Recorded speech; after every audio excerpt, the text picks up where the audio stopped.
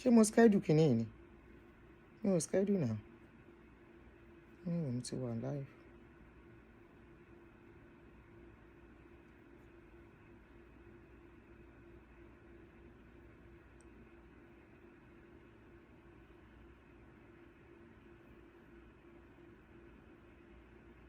Okay. JJ. I was wondering what was going on. Welcome, J1. How are you? How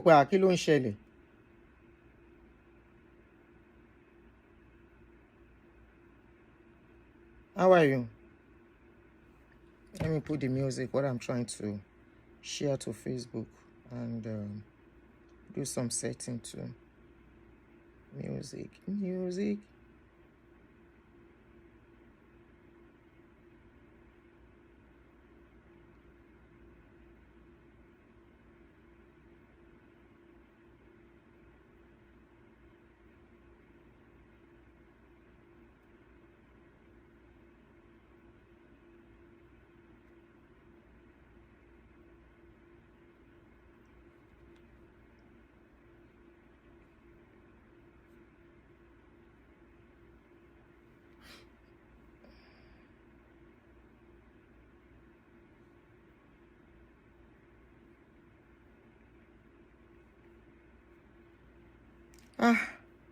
And if your content is me, the way you guys send stuff to me, I'm trying, but it's tough to cover all these things, man. Anyway, Mumbo trying to welcome as you join me, Wekabo. All right, so here is our music. Ekabo, good evening. Ekabo.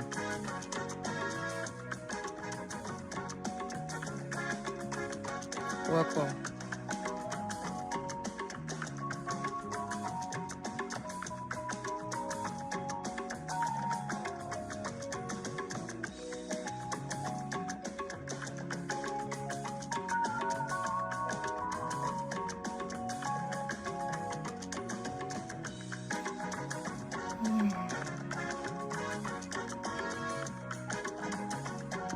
Good evening, guys.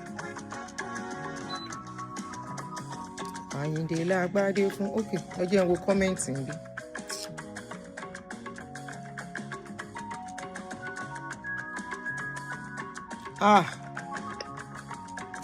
Eti Kimilo, everybody, name don't plenty. I agree to. Good evening, everyone. Welcome back.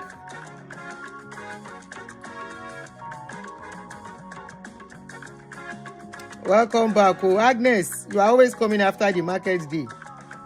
Welcome back, oh. She makes it to the village meeting today. Ekabo, welcome back, oh. Good evening. This matter between our brother and the other people that are contending for Awujale Trrone. I was thinking kingship thing is supposed to be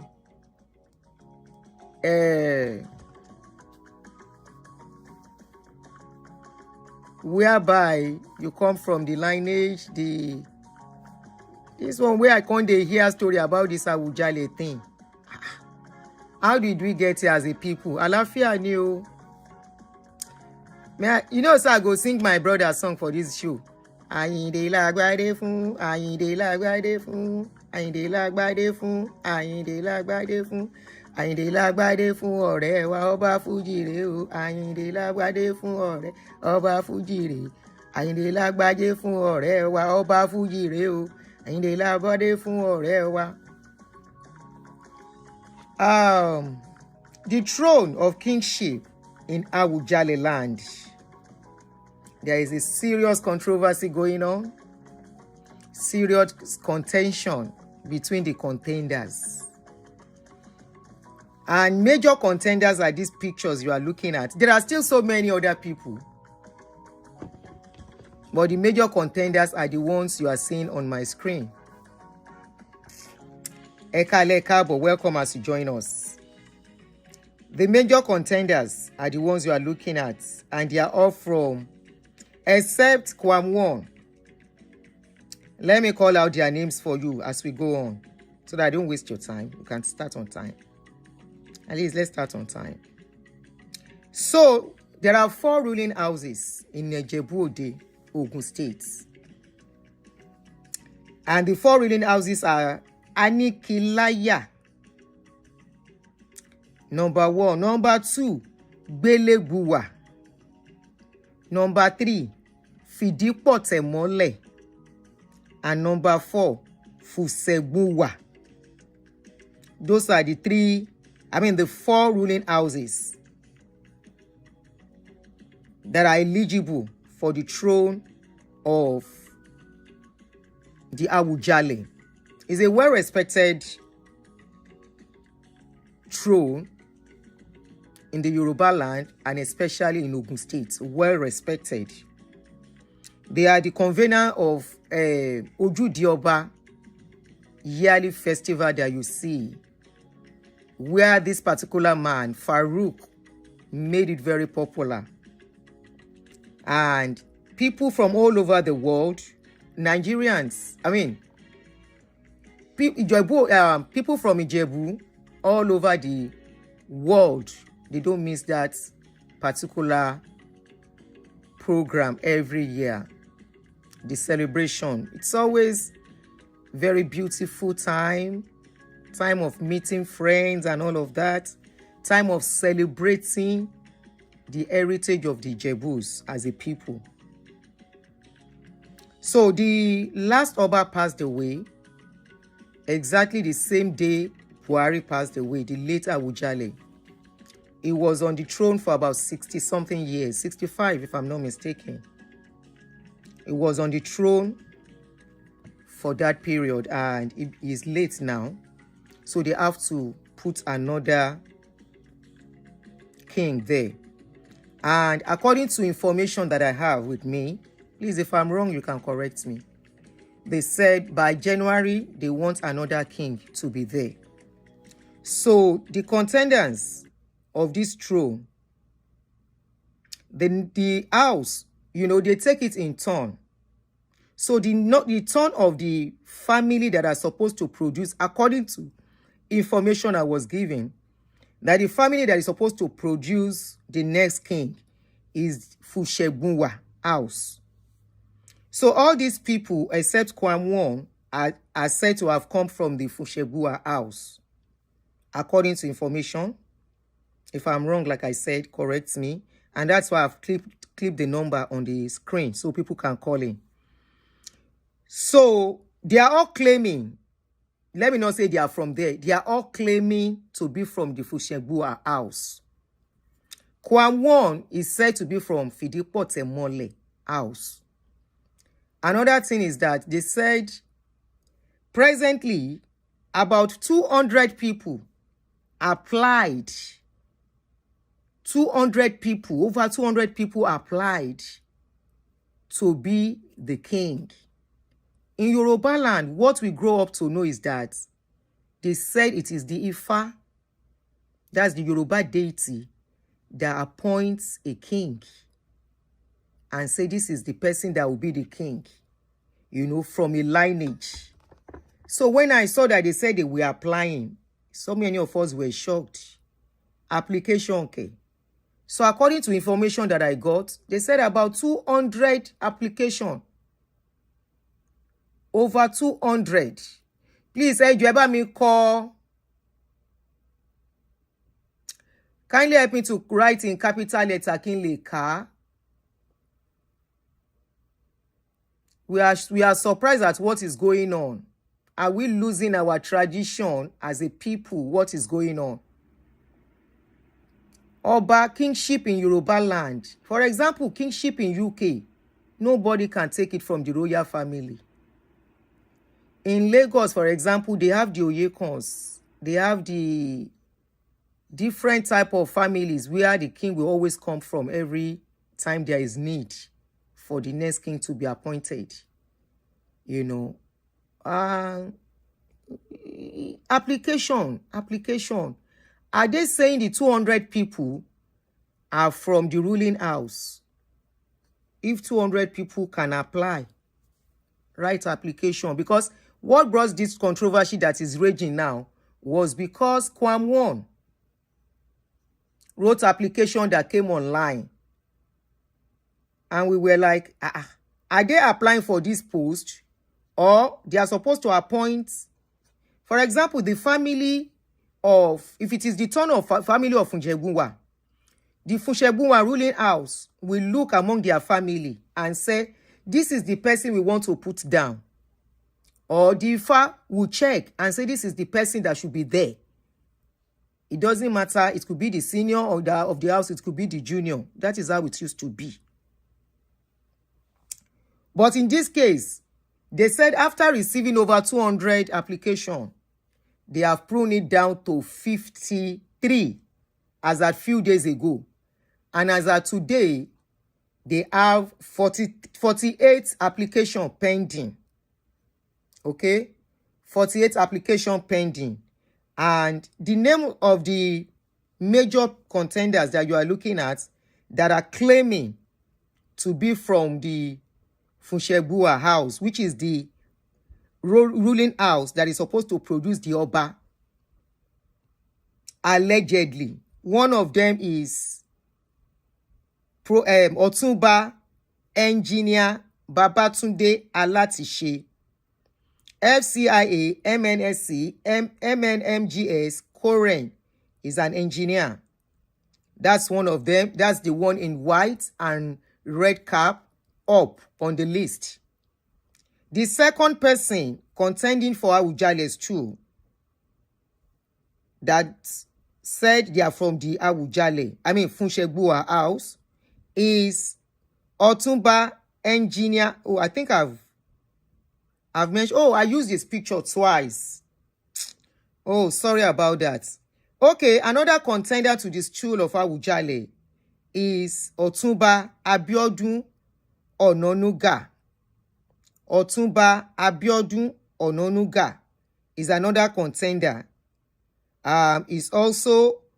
Is the Otunba Anikilaya of Ejebuland, chairman Nuga Corn Construction, and also Giwa Egbe Bobakeye Akile Ijebu. Another contender is of this Awujale's too, Dr. Kunle Azan. Dr. Kunle Azan, MD, FRCS, FROCO pharmacist, I guess, FWACS, and FNICA. Otunba is Otunba Obaruwa, and Bamole of Ijebuland is the founder of I Foundation Hospital. That is another contender to this stool. Dr. Kunle Azan. Dr. Kunle Azan also happens to be the doctor to the late Awujale. He happens to be the doctor to the late Awujale before he passed away. So another contender is Otunba Ayodeji Oshibogun. Dr. Ayodeji Oshibogun. Sorry, because of my eye, I can't read out some of his own profile. He's a director of can you tiny for me, dear? Sorry. I think he works as a TV person. Sorry, I can't read some of his own profile very well. And also, we have another contender, Fatai O Arowolo, engineer.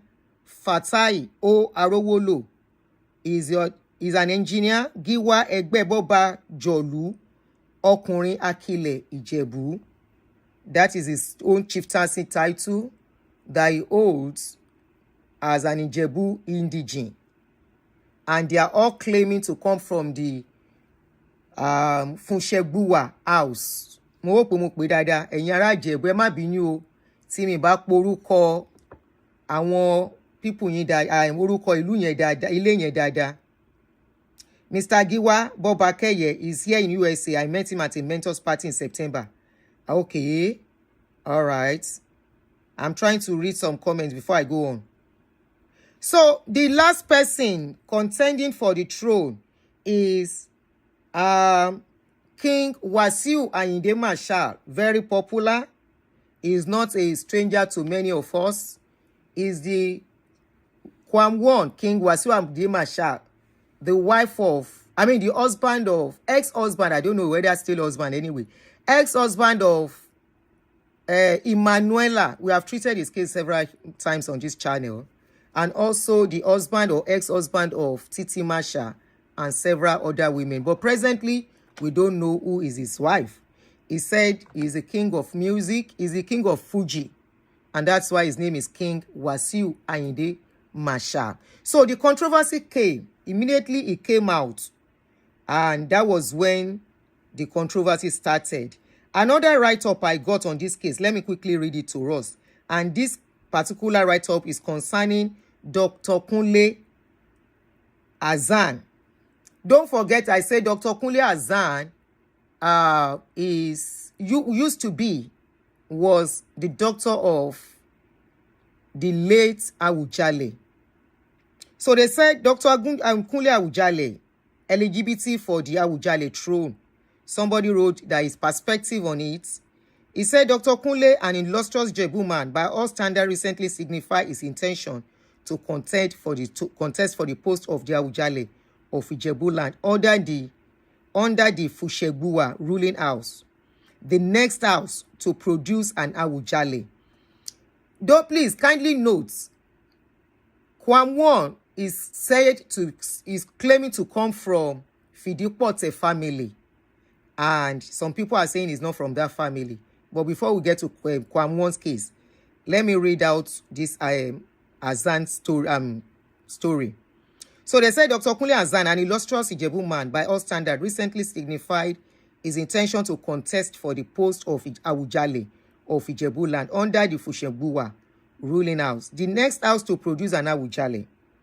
While every sane Nigeria is entitled to elective political position, traditional stools, including Awujale, is strictly the business of the royal members of ruling houses. Just like I said, nobody can go and contest anyhow for the King of England, the Queen of England. It's not what anybody can just stand up and say, I want to be a king. But we don't know what is going on. While we are having 200 people, 50 people contending to be the Awujale. Ìgbà wo ni ilẹ̀ Yorùbá wá dì báyìí? Ifá ló mú ọba tẹ́lẹ̀. How did it now become whereby it has become buying political form, party form? They paid for the form. I don't know if I should mention how much each of the form cost. And I learned they've returned the money to some people, where some people's money have not yet been returned, allegedly. So let's go on. Dr. Kunle Hassan claimed to be Fushegbuwa ruling house should invite their attention. Okay, they said Awujale is strictly the business of the royal members of ruling houses, because that is how it's supposed to be. It is in this light that Dr. Kunle Hassan claimed to be Fushegbuwa ruling house should invite the attention of all Ijebus, as the claims lack historical, traditional, and legal basis, specifically authenticated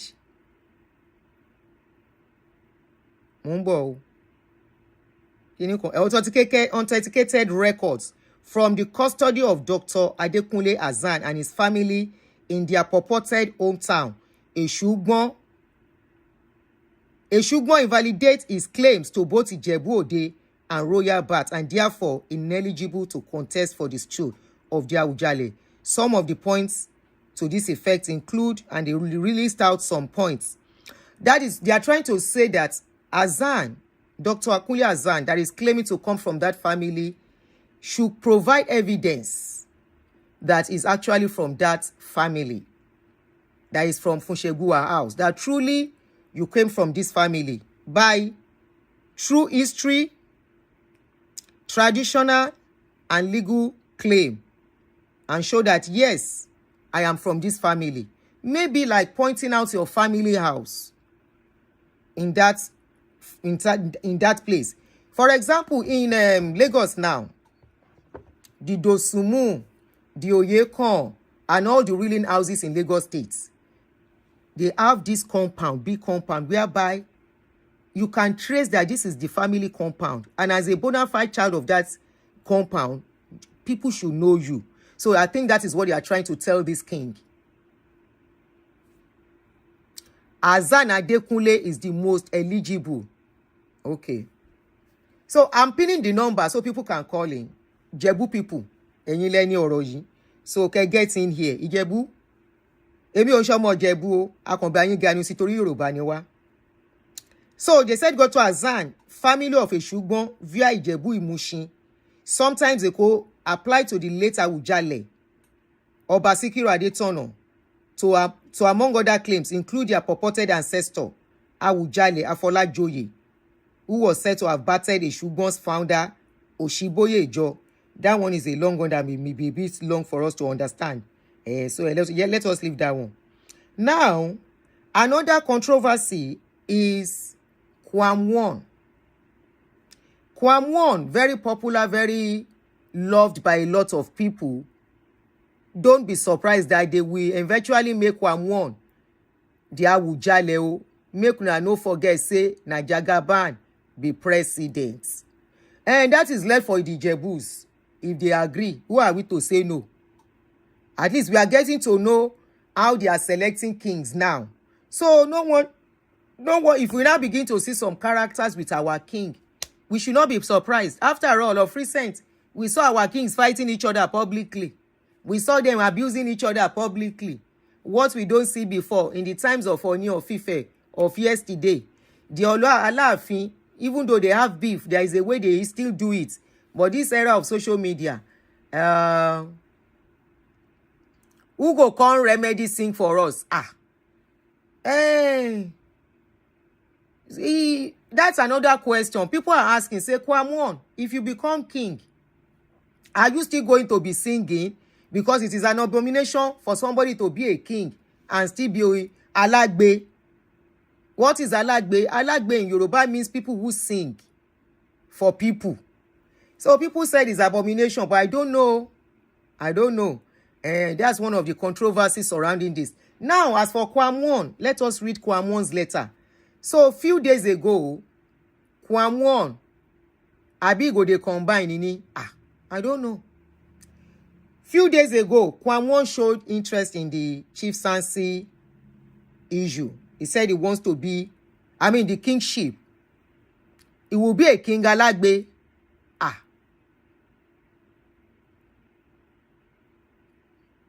Alagbe is derogatory. What do they call it? I think that's the Injile Yoruba. Is it not? Okay, what is the Injile Yoruba for praise singer? Please tell me. How is it derogatory? Ta ló sọ̀rọ̀ yẹn? Àyànkúnlé Agbọ́ládé, bàbá mi, ṣó nílùú wa nìyẹn? What is the meaning of praise singer in Yoruba? Ẹ̀yin tẹ́ gbọ́ ìjìnlẹ̀ Yoruba dáadáa. Kí ló wọ́n pè ẹni tó ń ṣe praise singer? Ẹ̀yin ni bàbá mi, ṣàlàáfíà ni. Mo dẹ̀ máa ń rorúkọ yìí dáadáa. I didn't know it's you. I don't know why I just connected it now. What is Alagbe praise singer in Yoruba? Alagbe no pè wọ́n ní Yoruba now. So if you now say it's derogatory, maybe because ayé ti dade.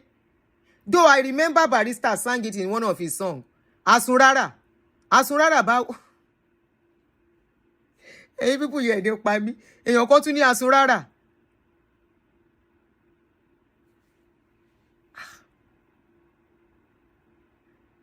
That's the original name for it.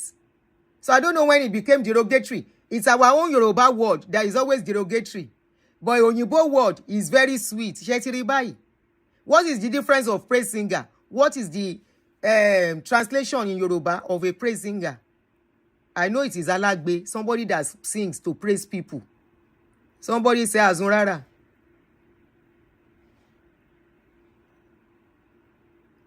Okay, somebody said Alagbe is not derogatory. It's two-way though. Alagbe can mean Onilu, that's a drummer, Onijo, a dancer, and also Atorobara. Atorobara is beggar now. Báwo la Atorobara ṣe jẹ́ Alagbe? ó dáa ẹ jẹ́ àfihàn lẹ̀ má yí mi lórí. ṣé mo pẹ́ gbọ́ yéé zobo ti dàṣàṣọ mi mo gbé yéé àfi kí n yà lọ kó sínú wọ́ṣà tí n bá ṣe tán. Ok ó clean. mo mu zobo drink. Anyway, let's go ahead.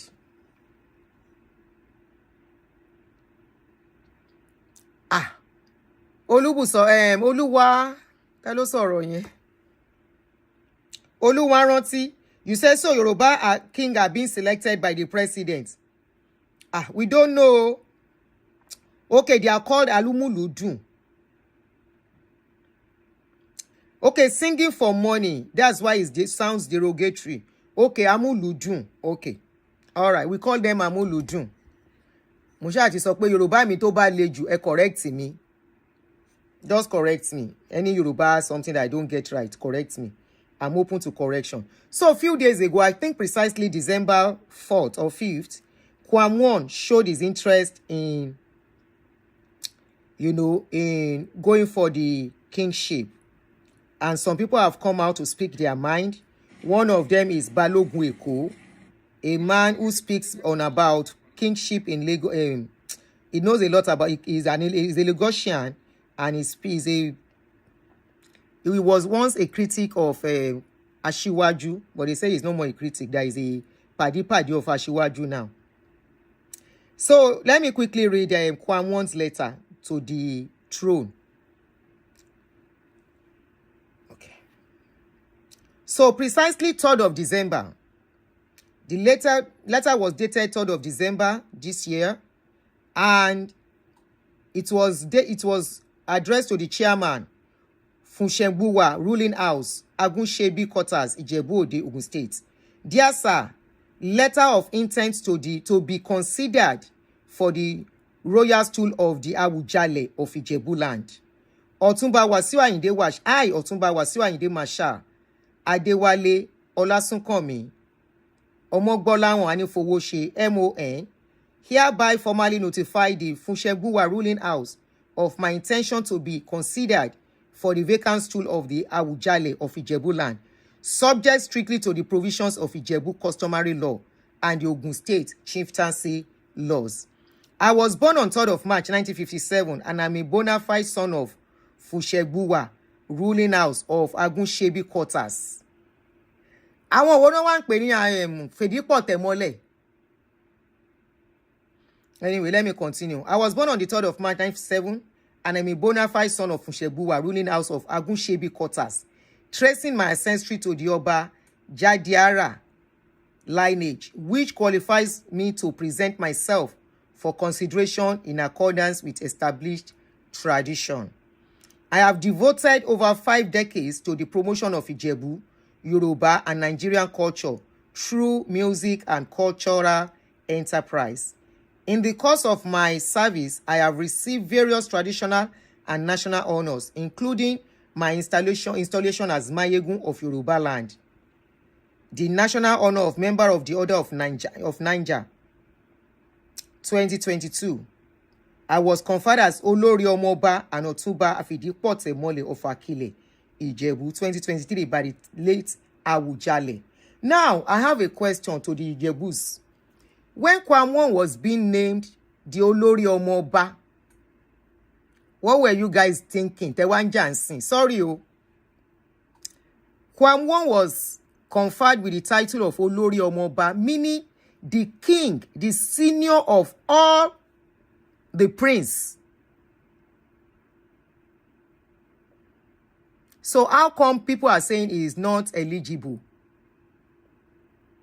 He once claimed to come from Fidipote, where he was installed as Otunba Fidipote. Mole. There is difference between Olori Omoba. Okay. What is the meaning of Olori Omoba? I'm translating it in English. So the line is pinned to the top. Please, and enlighten us and put your voice out. Káwọn government ilé gbọ́ yín kàn jẹ́ kẹ́ ṣe kingship yín the way it's supposed to be done. so that kílù lè tùbà kó lè tùṣẹ, because in those days there is a way they do this thing. So hold on. Oh, so that is the letter from Kwam1. So today another letter came out. Another letter came out countering that Kwam1 is not eligible to be a king in Ijebu. I am going to read the letter too. All right. So the letter was signed by some people. But let me quickly read out. It was signed by Otumba Prince Akinola Odedino. I'm sure you guys are familiar with that name, Enyara Jebu.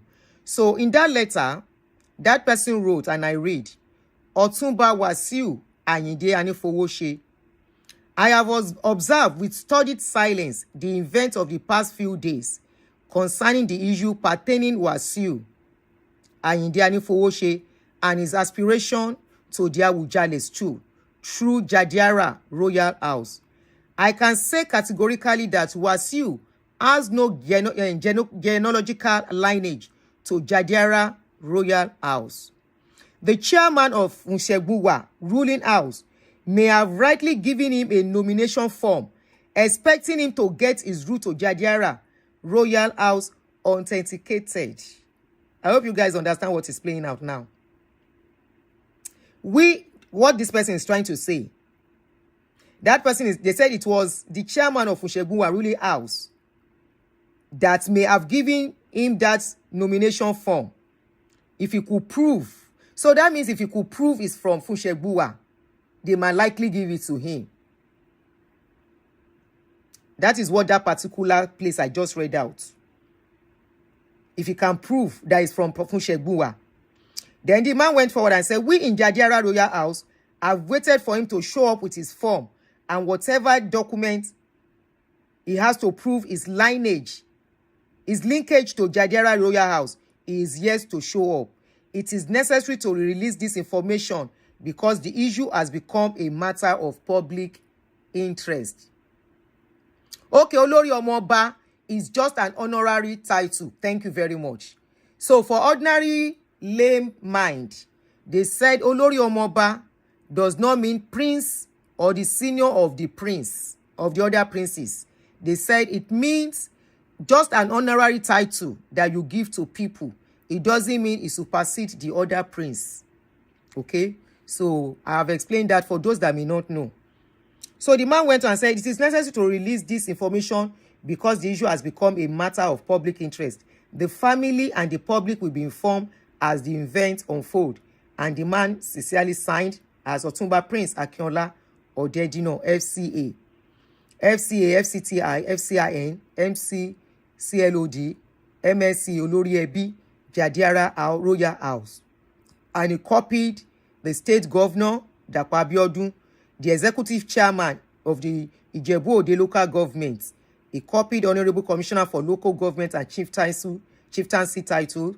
He copied the Honorable Ogun State Attorney General and Commissioner for Justice, and also the Secretary Ijebu-Ode Local Government, and lastly the Ijebu Chairman Awujale Interim Administration Council. Those are the people that John Ajewole, that's exactly the question we are asking here, that don't we have tradition anymore? Why has it become a controversy? Why has it become something that has become a controversy?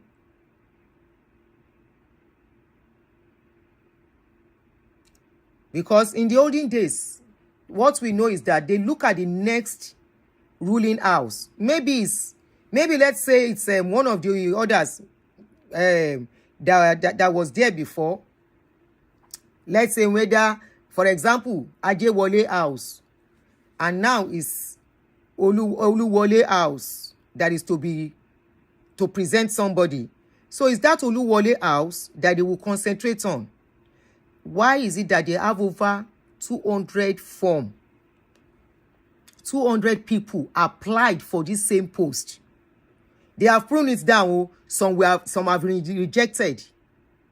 So does it mean the olórí ẹbís of the ruling houses, are they not supposed to be the one in charge of all these things? Why is there controversy? Because Awujale throne is not a throne. It's not a jewu throne, no, in Yoruba land.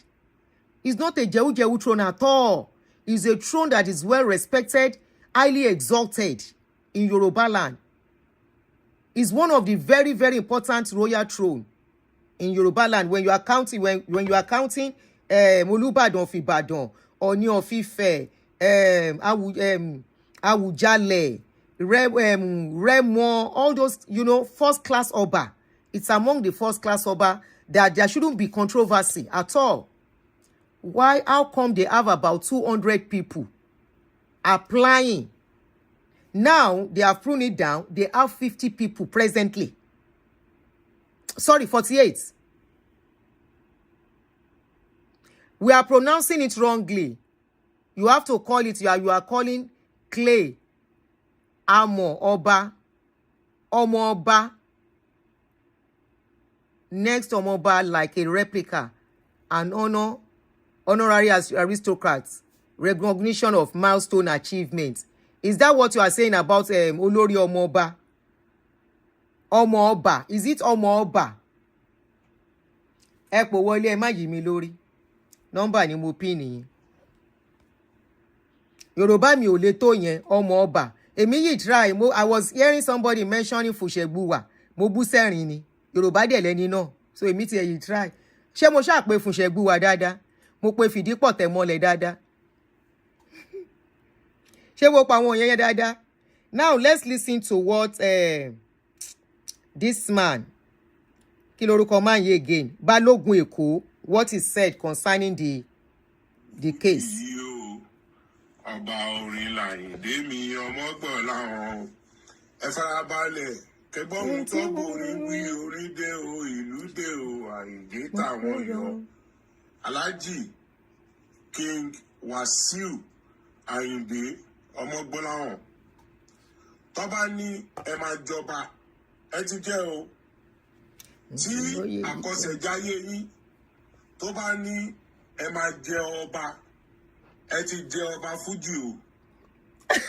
Kẹ́rì àwọn Yorùbá ní èèyàn kì í jẹ méjì lábá. Máyè máa jẹ́ kí díríǹkì sápá mi lórí. Ẹ lè jẹ ọba fújì kẹ́tù máa wá du very sarcastic ọba Ìjẹ̀bú ìyẹn ti Awùjalẹ̀. Torí pé kí ni ẹ̀yin náà lè sọ ẹni wọ́n fi èèyàn wọ́n fi jẹ lèmọ́mù. Ó tún fẹ́ jẹ sẹ́ríkì. Ẹ lè jẹ́ o torí wọ́n ti jẹ́ kó yé yín pé ẹ lè jẹ́ Awùjalẹ̀. Aṣíwájú Bọ́lá Ahmed Tinubu dẹ̀ sọ fún yín wọ́n ní kẹ́ mú ọkọ̀ kúrò ń bẹ̀. Ìdí tẹ́ ṣe bínú ní airport ní ọjọ́ náà nìyẹn. Tí ẹ fẹ́ mú plane dúró. Àwọn bá tán. Ọ̀rọ̀ yẹn ò bá yín ní ara mu. Àwọn ará Ìjẹ̀bú dẹ̀ ń bẹ̀rù wọ́n ń ṣèké wọn ò fẹ́ sọ fún yín pé àwọn ò fẹ́ yín ní ọba. Olórí ọmọọba èyí tẹ́ jẹ by default wọ́n ní kẹ́ mú yẹn kẹ́ mú dání. Máa yóò dá o. Ó ló jẹ olórí ọmọọba by default. Balógun Èkó. That man can talk. Ẹ wá kọ lẹ́tà ẹ wá kọ sí wọn nínú ìdílé mẹ́rin tó ń jọba wọ́n ní tọmọ ìkọ̀kan ní inú bẹ̀. Wọ́n ní tọmọ ìkọ̀kan ní inú bẹ̀. Àwọn ẹ̀gbọ́n tèmi àwọn kú mi wọ́n dẹ̀ pa nítàn fún mi àwọn tẹ́jọ ṣe kékeré ní Òkè Súnà. Wọ́n ní tí ìyá Wàsíù àti bàbá Wàsíù bá ti jà ọ̀dọ̀ wọn ní Igbóṣeré ni ìyá Wàsíù máa ń wá. Kí ìyá Wàsíù. Òun kú. Àwọn ẹ̀yìn ń gbìtàn o. Tí bàbá Wàsíù àti màmá Wàsíù bá ti jà. Wàsíù tó bẹ̀rẹ̀ sí ń taṣọ. So wọ́n nígbà tí ìyá Wàsíù bẹ̀rẹ̀ òwò aṣọ ni àwọn àti bàbá Wàsíù ni wọ́n padà tó fi di pé bàbá Wàsíù tẹ̀lé wọn lọ sí ìlú Péjú Èkìtì. Ìlú Péjú Èkìtì yẹn òun ni wọ́n sin bàbá Wàsíù sí. So àwọn ará Ìjẹ̀bú ní kẹtọ́ka sí olórí bàbá yín ní Ìjẹ̀bú àbí kẹ́ lọ mú èèyàn 6 tí ó tọmọ yín wá àbí tí ẹ tọmọ nínú Ìjẹ̀bú Òde àbí nínú Ìjẹ̀bú in general. Ẹ má dá wàhálà lẹ̀ o. Ẹ má dá wàhálà lẹ̀ torí gbogbo ibi tó bá wà peaceful ibẹ̀lẹ̀ ti máa ń dá wàhálà lẹ̀. Ọ̀rọ̀ gbogbo kì í ṣe lórí alábàáhùn. Ọ̀rọ̀ gbogbo kì í ṣe lórí alábàáhùn. Màṣá náà rè o, òtúndé bó o ti ń dé. Láìkí ibi tí peace bá wà. Ẹ jẹ́ ń béèrè lọ́wọ́ yín. Ṣé tí ẹ bá jẹ ọba àwọn èèyàn tó fẹ́ wá náwó fún yín ṣé wọ́n máa kí yín pé kábíyèsí Awùjalè o àbí wọ́n tó bẹ̀rẹ̀ sí náwó ni. ṣé wọn ò ní kọrin mọ́ ni. mo lè ń sọ fáwọn èèyàn gbogbo ẹ̀yin tẹ́lẹ̀ dúró ti Aṣíwájú Bọ́lá Ahmed Tinubu lóyà selfish interest yín òun ló jẹ yín lógún. Now ẹ̀yin ni olórin APC election bọ̀ 2027 àbí. Now tẹ́yìn bá jọba èyí tẹ́ lè jẹ́ o ta ló máa kọrin fún APC torí lifetime agreement òun ní Portable akọrin fún wọn. Portable will sing for them. Tàṣíwájú máa ní ìdí yín láti defend the seat tí wọ́n wà ẹ̀yin wálẹ̀ ń du ọba so tẹ́yìn bá ti wá jẹ ọba yẹn èyí tẹ́ lè jẹ ta ló máa kọrin fún APC. Portable. àbí ṣé ẹ máa fi Awùjalè Portable akọrin. ẹ fi àpèrè sílẹ̀ ẹ wá gbé mic ẹ tún wá kọrin ni ẹ tó ẹ pẹ́ kọ́ra. Ilé Sanmi jòjòyè lọ. Èèyàn tẹ́lẹ̀ fi ń joyè láwùjọ èèyàn pàtàkì èèyàn tó ní sùúrù. Mo gbọ́ yẹn. Ẹ̀yin ò ní sùúrù rárá ẹ ti wà too controversial jù. Gbogbo nǹkan and hot tempered. ẹ ń ṣe ẹni tó ní sùúrù. That's right. So ẹni tó ní sùúrù ló lè fi jọba. Bàbá tó bí ìyá tó bí bàbá tó bí màmá tèmi ọmọ Ìjẹ̀bú ni wọ́n o ọmọ Ajẹ́rìbígbé ni wọ́n o a dẹ̀ ti ní ọmọ oyè tá ti mú sílẹ̀ nídìí àgbàlagbà tó ẹ lọ jókòó kò tí kàn yín. Wọ́n máa pè yín kò tí kàn yín. Àwọn ò fẹ́ ẹni tí ó máa disgrace àwọn ní Ìjẹ̀bú pé ó yẹ olórí ọmọọba. Ìjẹ̀bú gbọ́dọ̀ máa progress ní pride Yorùbá ni. Ẹni tí àwọn èèyàn máa lẹ owó mọ́ ní orí. Tìtorí pé kí ni ẹ lè fi fújì mi yẹn ẹ lè filẹ̀. Fújì mi ilé wọn wá nídìí ọba máa kọ fújì mi. Wọ́n ní ẹ fi ibi ẹyọ kan tọmọ wa ní Ìjẹ̀bú. Bàbá tó bí màmá tó bí bàbá tó bí màmá ti tèmi ọmọ Ìjẹ̀bú ni wọ́n. A dẹ̀ ti mú ọmọ oyè sílẹ̀ àfẹ́ àgbàlagbà. Ẹ má dá wàhálà lẹ̀ o torí gbogbo bíkíbi tẹ bá wà lẹ ti máa ń dá wàhálà lẹ̀ ẹ ti wà too controversial jù. Ẹ wá lẹ fẹ́ joyè Awùjalè kí ló máa ṣẹlẹ̀ sí ọba Fújì torí tó wà lórí mi. Ọba Fújì ni mo jẹ́ Àyìndé lágbádé fún Àyìndé lágbádé fún. Àyìndé lágbádé fún ọ̀rẹ́ wa. Àyìndé lágbádé fún ọ̀rẹ́ wa. Ọba Fújì rẹ̀. Kí ló máa ṣẹlẹ̀ sí yẹn? Èèyàn kì í jẹ méjì lábà o. Wọ́n á gbé fún Saheed. Èèyàn kì í jẹ méjì. Wọ́n á gbé fóṣùpá. Ọ̀rọ̀ lẹ́gbọ́n yẹn o.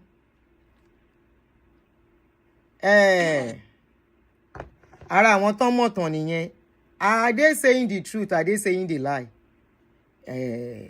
People say they trust Ijebu people, and that's what I've been hearing. That they said nobody can just come and hijack the Awujale from them. It's a respectable throne. Ẹ̀yin ará Ìjẹ̀bú, àbẹ́yìn tẹ́ bá fẹ́ ganu sí. The number to call +1 240 351 9287. If you want to ganu see and speak on this matter, trending matter. Awujale throne is a well-respectable throne. That man asked very good question from Alhaji. You are from Ijebu? Ijebu Remo. Please call in. Ẹ̀yin tẹ́ bá fẹ́ pè wọlé. Ijebu people, They are no nonsense people. So, but Kwam he has a mansion there now. I thought so could it be because he wants to be king?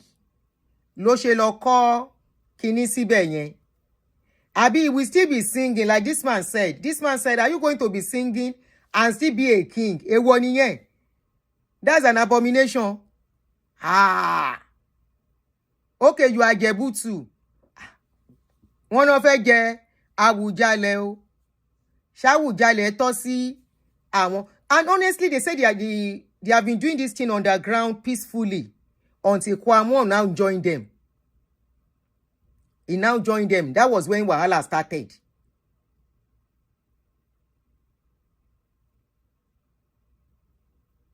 That was when Wahala started. Immediately he showed his interest last week on the 3rd of December.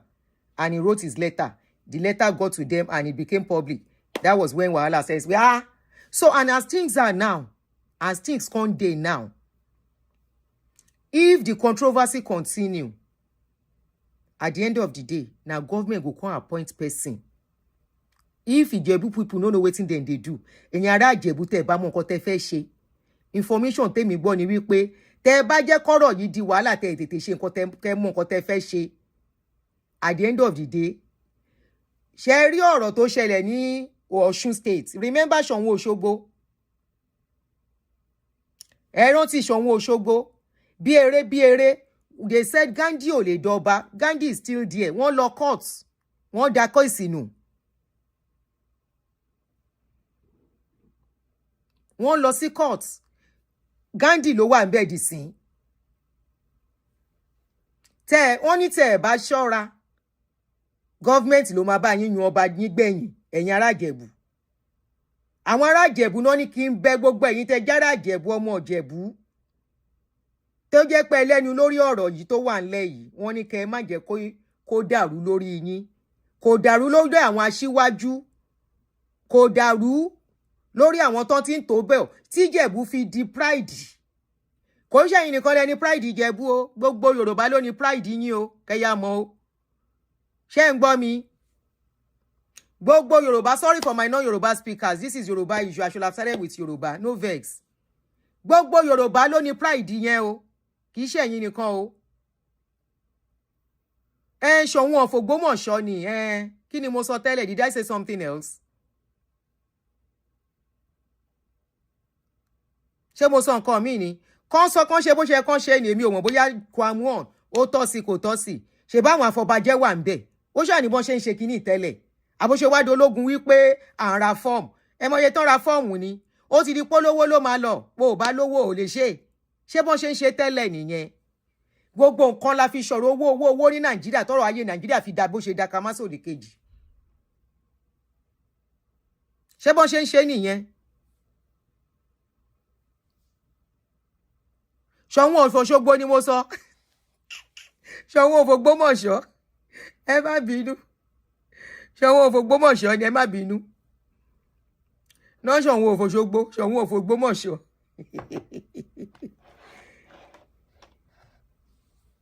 Kàn má jẹ́ kó dàrú ni, kàn má jẹ́ kó dìjà. Kàn lo wisdom. Kàn tètè mọ̀ nǹkan tán fẹ́ ṣe. At least èèyàn bí 5 la kàálẹ̀ ńsìn. Kó má jẹ́ pé ibi tán fẹ́ kó bọ́ sí ló máa bọ́ sí. Èmi ò mọ̀ bí tán fẹ́ o, mi ò dẹ̀ mọ̀ bí tán fẹ́ o. Kó má jẹ́ bẹ́ẹ̀ ló máa já sí. Bó bá dẹ̀ já sí bí yóò bá ilẹ̀kẹ̀ má já sílé má jó sóde. Béèyàn ò bá ti ṣe dáadáa, á já sí bì kan ni. Àbí tá bá la wọ bèbè tó ò ṣe bèbè yẹn dáadáa. Torí pé bèbè yẹn ò kọ́kọ́ fẹ́ máa ṣe o tó ò tọ́jú ẹ̀. Ó lè jẹ́ títí gbangba ló máa já sí tó máa disgrace ẹ̀. You understand? Like Balógun Èkó, I don't know whether Kwam mi ò mọ̀ bó wà eligible àbí kò eligible. Àwọn náà máa ṣe investigation. And like they say they should prove, everybody should bring evidence. Ibi tán ti wá. Kí gbogbo wọn present evidence ibi tán ti bí wọn. Tán bá ti present evidence. Ó bá tán. They said there was a time Kwam said he was from Fidepo-Temole. Now he said he's from Fushegunwa. Royal House méjì. Ṣé bàbá náà bí ní Fushegunwa ni? Ṣàbí ìyá náà bí ní fìdí pọ̀ tẹ̀, because according to the story, they said Mama is from Ekiti, not from Ogun State. That is his father that is from. But ó ń claim Èkó náà ń gbà kan. Àbọ̀n kan bí sẹ́kọ̀ọ́ bí tiwa báyìí.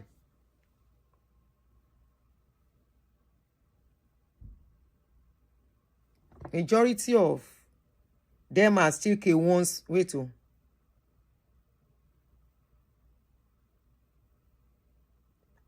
Obaship appointment by government intervention is not good for Yoruba customs and tradition at all. In fact, it's like they are even erasing the tradition already. Yoruba tradition, they are erasing it gradually. Gradually. I was looking at, yesterday, was it yesterday they did 10 years of Oni of Ife? I was looking at every paparazzi they were doing. I say, ó ti dà bí politician náà ń ṣe ni o, bí ọba náà ń ṣe ni o, kò tiẹ̀ wáyé wa mọ́, gbogbo ẹ̀ ti wá dàrú mọ́ra wọn. And it's all over Yoruba land. All over. Gradually, it's taking roots everywhere. In those days, it used to be the ruling house strictly. And that ruling house, you will have serious connection to the house. Like visiting, people will know you. The family, the compound, people will know you in that family.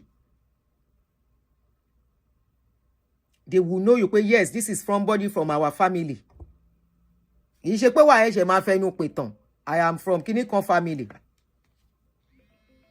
Adeko mo ti e dai ba wa pe wọ́n ti ń pè wọlé. Ẹ ṣeun. Hello. Hello, ẹ̀wẹ̀ so. Ọmọ alárẹ̀. Yeah. Ẹ̀wẹ̀ so ọmọ alárẹ̀. I am partly Ijebu and partly Abeokuta. So, yeah, I think I can say some things about this. My mom is from Awujale in Ijebu Ososa. Yes. And I want to kill you. That used to be a lay reader. Only what you can pronounce it. It is later in life I actually now know that it is lay reader. That's what they are saying, but there is a way they pronounce it that sounds like some mistaken thing. So going to the question, I do not think people can actually intervene in this thing based on precedents of what Awujale, that is the politicians, have been doing. As you rightly mentioned, 10 years ago, my age mate, the Oni of Ife, was big ahead of certain people. Yes, I remember how Dele Momodu was shouting and launching about somebody else who was supposed to be, he said he is more rightful for that position. I think the guy is still alive, and that didn't happen. So in this one too, as long as that Baba is still president, I think, yes, that's what they will do. Because it is the government, in fact, it is the local government chairman that has a say to decide, because the local government chairman has right to remove anything within his domain. So it is the local government chairman that will have a say. And whoever is the local government chairman, we all know how they answer to governor, so talk less of the president. So this set of people, this set of politicians, they don't really care about the value of the tradition. They don't really care. They just want something for something that they want. And I can imagine that they will say, oh, Miami, this is my turn, or this is your turn to do me good. And so he will do the good. He will do the good. Don't go yet. In the days past, am I low? But I think there will be so much little they will be able to do. Except they start doing what that Baba that you played voice earlier on is doing, to put out all the facts that you are not from here. Maybe country should DNA test. It's not possible. We all know him as a Lagos boy, but we also know as how people from other states have become governor in Lagos State and in Osun State. So the Awujale will go the same way. In fact, they are destroying the value of our tradition. Yeah. So can I ask you one question? Yes, ma'am. Yes. Was it local government that was giving finance even in olden days? Yes. No. So I think it starts with The only recollection that I have, that I know, was where it was written that when the old Oni died, that was, I think, 1978. Awolowo, is it 1978 or 19? Yeah, I think 1978. The old Oni died. Awolowo was now telling the new one, I mean, the one before Ojaja, that you are supposed to go and do this thing. So I think that's where political interference stands. I read that in one of books where Awolowo was actually doing that. So, well, there is always precedent for these things. But according to the way the British make it, yes, so now we have to go back to the British. To the British way. They somehow destroy our system so that we will be subservient to certain things. So the Sultan of Sokoto doesn't have much more power than any Oba in Yoruba land by virtue of religion and all of those things. And we all know how Britain respect them because they actually think they own the land. That is where, so they think that way. And by putting us under the local government edict or law, the traditional ruler couldn't actually do what they used to do. I was in Morocco 2 weeks ago. The king of Morocco is actually like the president. He has constitutional power. That is what they should have given us when they were living. That you know what, the Oni or the Oyo Alaafin for Oyo, and that should be what should be the constitutional power.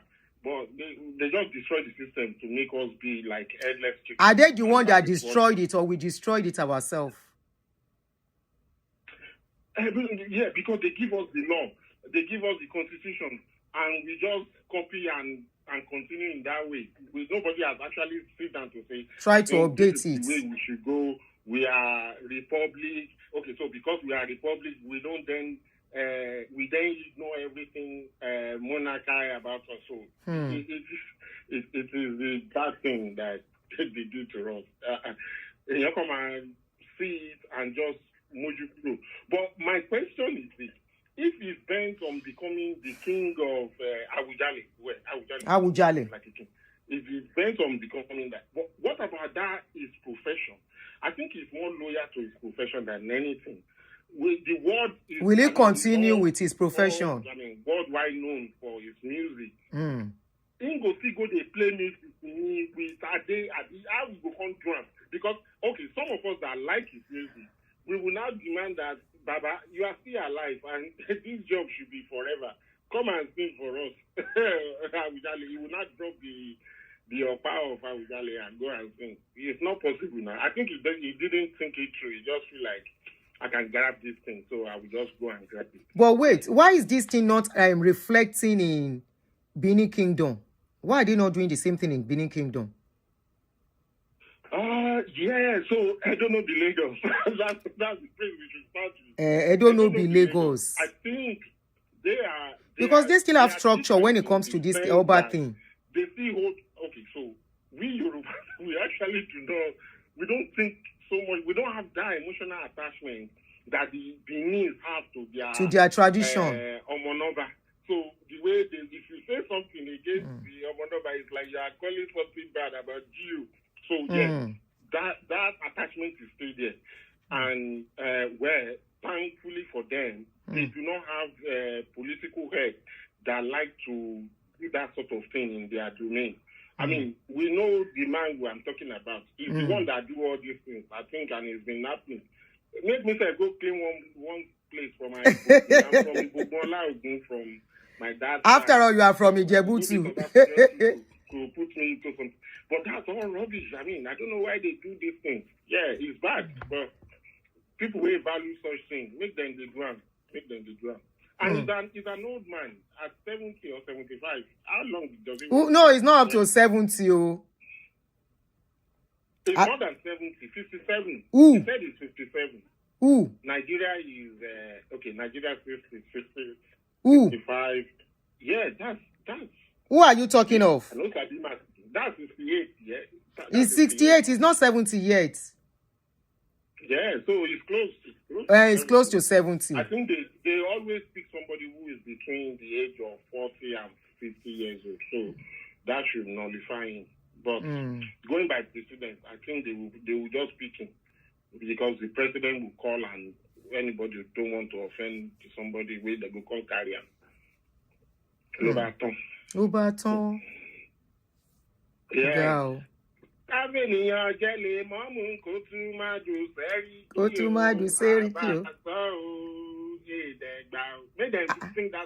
Ẹ̀yin fans ẹ máa pọ̀ lórí page yìí. No go to do anything again for our constitutional monarchy. Somebody said maybe he wants to resign. What if he wants to resign from his music to be a king? Who appointed him before? Nobody appointed him. He can resign. It should just stop. Actually, being a king of music, self, you remember that kingship sitting in a place. I know him for somebody who travels a lot, who like to go about.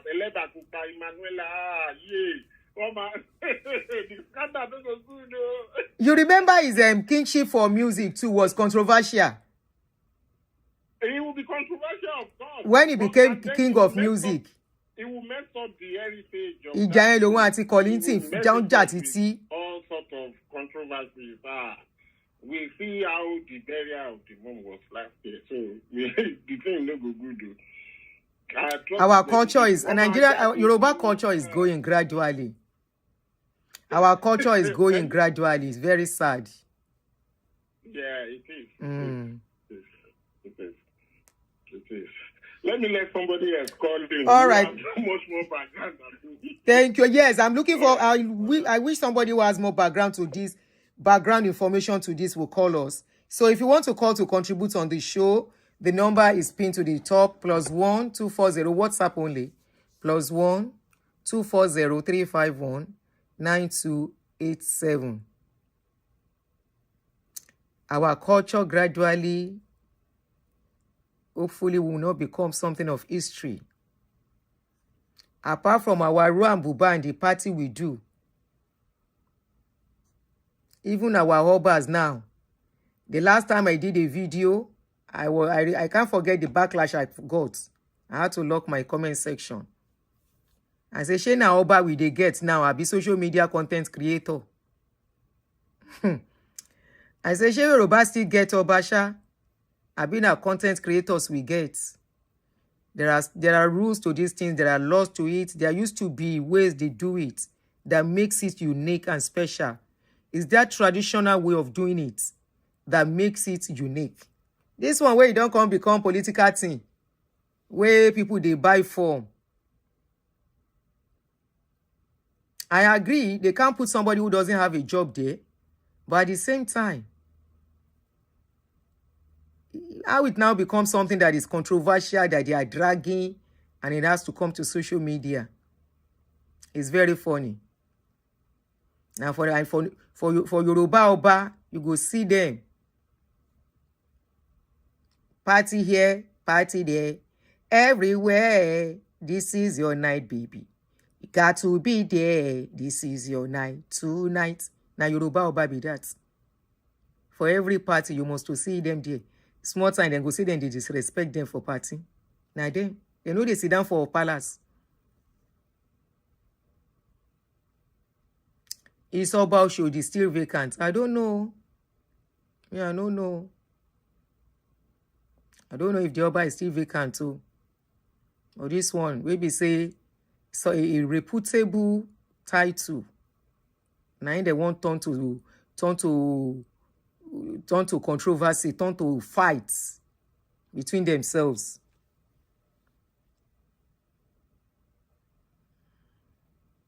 Okay, let's listen to another video. Ẹ káalẹ́ bàbá mi. Ẹlòmíì tún sì sọ̀rọ̀. Ẹ káalẹ́. Let me put it where we will hear speaker. Hold on. Àwọn ọmọ Ìjẹ̀bú tí ń sọ̀rọ̀. Bàbá mi ní sùúrù. Another ọmọ Ìjẹ̀bú has spoken. Hold on, no, so that we can hear from speaker.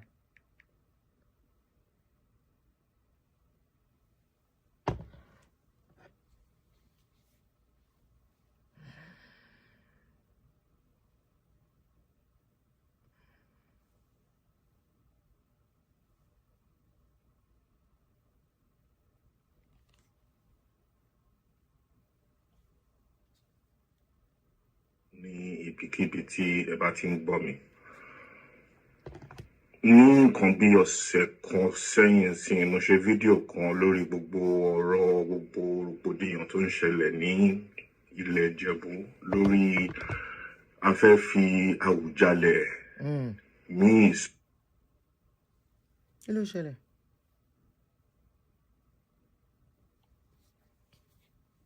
Why tó ń rò?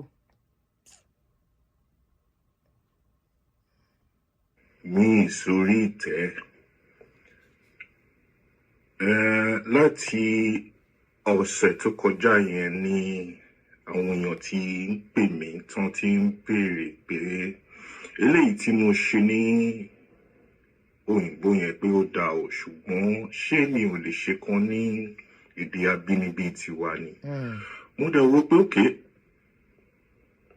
ọ̀rọ̀ tó ń sọ mi ò gbọ́dọ̀ gbé jù nù torí ó mọ́gbọ́n wa, kò kí ń ṣe gbogbo wa náà la nífẹ̀ẹ́ sí èdè Gẹ̀ẹ́sì. Yorùbá lọ̀rọ̀ yìí ti ẹ̀. Torí ẹ̀ ni mo sọ pé òkè màá gbìyànjú láti túmọ̀ gbogbo nǹkan tí mo sọ ní ọ̀sẹ̀ tó kọjá. Màá gbìyànjú láti tún sọ. Orúkọ tèmi ni Adétòkunbọ̀ Adébọ̀wálé Adébámbọ̀, ọmọ Prince Adéwálé Adéìtàn Adébámbọ̀ tó jẹ́ ọmọkùnrin ìkejì fún Prince Nasiru Ali Adéríbigbé Adébámbọ̀ tó jẹ́ ọmọkùnrin fún late Awujale Adésùnbọ̀ Túnàṣẹ Àbòkí. Mo dẹ̀ tún rò náà pé béèyàn bá ṣe ń júwe lé bàbá ẹ̀ ó yẹ kó lè júwe lé ìyá ẹ̀ náà, torí èèyàn ò jáde ní bàbá kó má níyà. Orúkọ ìyá tèmi ni Cecilia Olúbùkúnọlá ní Balógun.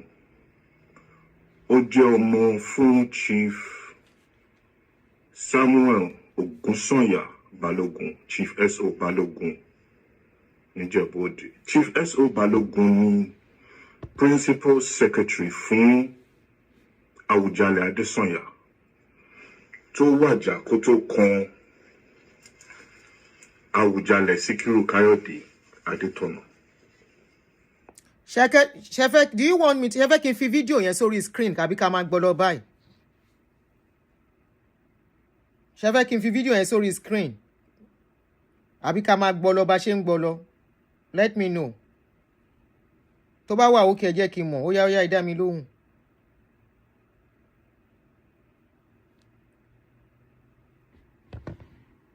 Balogun family is well known. Audio is okay. Okay.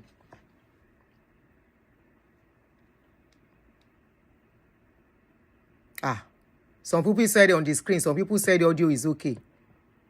Video ma, okay. Ẹ jẹ́ n sáré ṣe 1 second kò lè pẹ́. Ẹ ó gbé sórí bí. So for me 1 second though. I'm putting it here.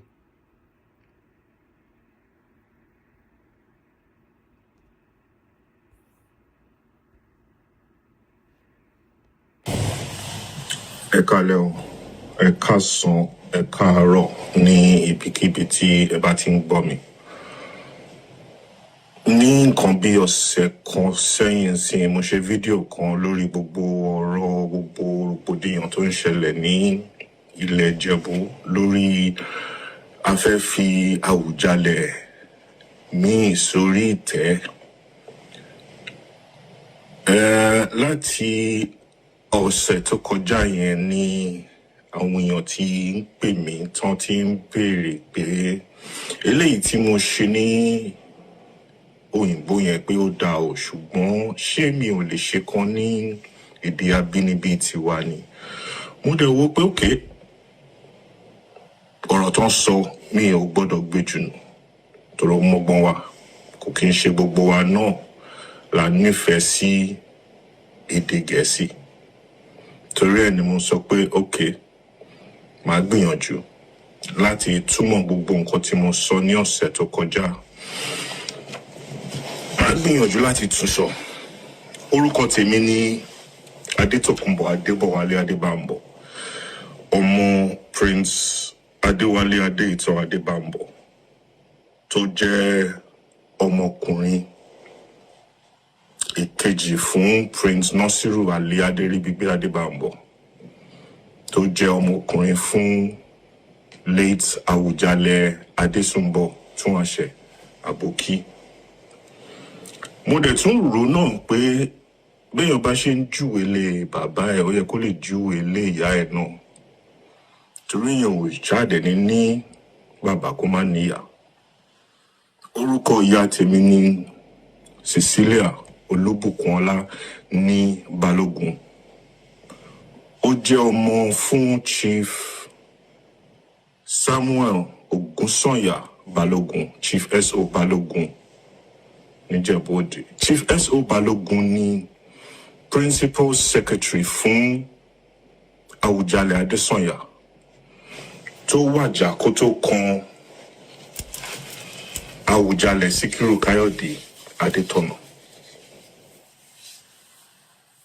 Nínú fídíò tí mo dẹ̀ ṣe ní ọ̀sẹ̀ tó kọjá yẹn, mo sọ ìdí tí mo fi ń ṣe fídíò yẹn. Ilé Fúnṣẹ̀gbùwà ni èmi ti wá. Mo jẹ́ kanú àwọn ọmọ Awujale Adesumbo Tunwase nílé Fúnṣẹ̀gbùwà. Ìdílé wa ló wà ní Àgùnṣẹ̀gbé nílé ńlá. Ó ti ṣe díẹ̀ tá ti kúrò nílé. Bẹ́ẹ̀ ni. Ṣùgbọ́n a mọ ilé. Ìjẹ̀bú-Òde ló gbogbo. Lèmi ti lọ sí ilé ìwé 10. A mọ ilé. Tí mo bá padà sí ilé ní Àgùnṣẹ̀gbé ní ẹ̀ní tẹ́sẹ̀ pé, kí n tó sọ gbólóhùn 4, 5, ó dá mi lójú pé èèyàn 10 tí ogún á dìde pé eléyìí á mọ eléyìí, ó ti júwe ara ẹ̀. Kí dẹ̀ nìdí tí a tún fi ń ṣe fídíò yìí nsìn? Òun ni pé àwọn kan dìde. Bóyá wọ́n rò pé a sùn ni o, bóyá wọ́n dẹ̀ rò pé ọ̀tá wa kú ni o. A kú, a wà láàyè o. A dẹ̀ wà láàyè. A dẹ̀ máa wà láàyè ni. Júwe ara ẹ̀. Ṣé èyí téèyàn bá ti ń júwe ara ẹ̀ tó bá ti ń sọ pé nígbà kan wọ́n fẹ́ ìyá mi kó wa wá sáàfin, ọ̀rọ̀ yẹn ò dán mọ́rán. Èrò tí ń wà náà ẹ̀. Bàbá mi rèé, bàbá tiẹ̀ rèé, bàbá tiẹ̀ rèé, bàbá tiẹ̀ rèé. Júwe ara ẹ̀. Jẹ́ kí àwọn èèyàn tí wọ́n mọ̀ ẹ́ jẹ́ kí wọ́n fọwọ́ sí pé àmọ́ eléyìí, àmọ́ eléyìí, àmọ́ eléyìí, àmọ́ eléyìí. Tí bàbá wa bá kó wa lọ sí Ìjẹ̀bú ńgbà yẹn, tó bá ti dà wálẹ̀ nílé bàbá wa ní Ìsókù ní Etímòrò, tá bá ṣeré lọ bá ṣe máa ń kóra wa kiri ńgbà yẹn, tá bá dé àwọn ibì kan, àwọn àgbààgbà yẹn á béèrè pé ọmọ lè súwọ́ wà. Wàá júwe ara ẹ̀. Gbogbo yín ẹjọ́ máa ṣe. Ṣùgbọ́n àwọn kan wá jáde bí olè, àwọn èèyàn kan wá jáde bí ọlọ́ṣà, wọ́n jáde bí gbéwìrì, bí àwọn alọ́nilọ́wọ́ gbà pé tọwọ́ ẹ̀yẹn kò mú wá. Gbóná tí ń ṣerú ẹ̀.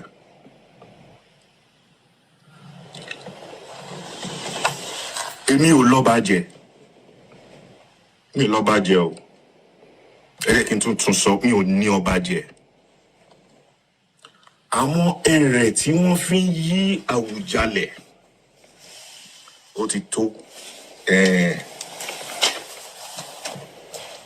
yẹn ti tó. Ẹ jẹ́ ká fi òpin sí. Àwọn èèyàn tó tọ́ sí, wọ́n mọra wọn. A dẹ̀ mọ̀ wọ́n. Mo dẹ̀ ti sọ fún ọmọ àbúrò àbá mi tó lọ. irọ́ o kìíní yẹn ò gbọ́dọ̀ tán bẹ̀ yẹn o sẹ́ndì gbogbo ẹ̀ sí mi ní. Ta ló sẹ́ndì kìíní yìí ṣó ti tán ni àbó ha. ẹ kalẹ̀ o. Sẹ́ndì gbogbo ṣe wá jẹ́gbà tó tán ló wá àyíyá irú iṣẹ́ wo lẹ sẹ́ndì sí mi ẹni sùúrù gèrè ẹ̀yìn èèyàn.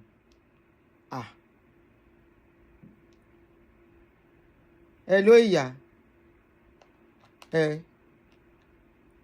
ẹ sẹ́ndì yòókù ẹ bá ń sẹ́ndì yòókù ibi tó hẹ́ndì sí yẹn ò dá rárá ẹ bá ń sẹ́ndì yòókù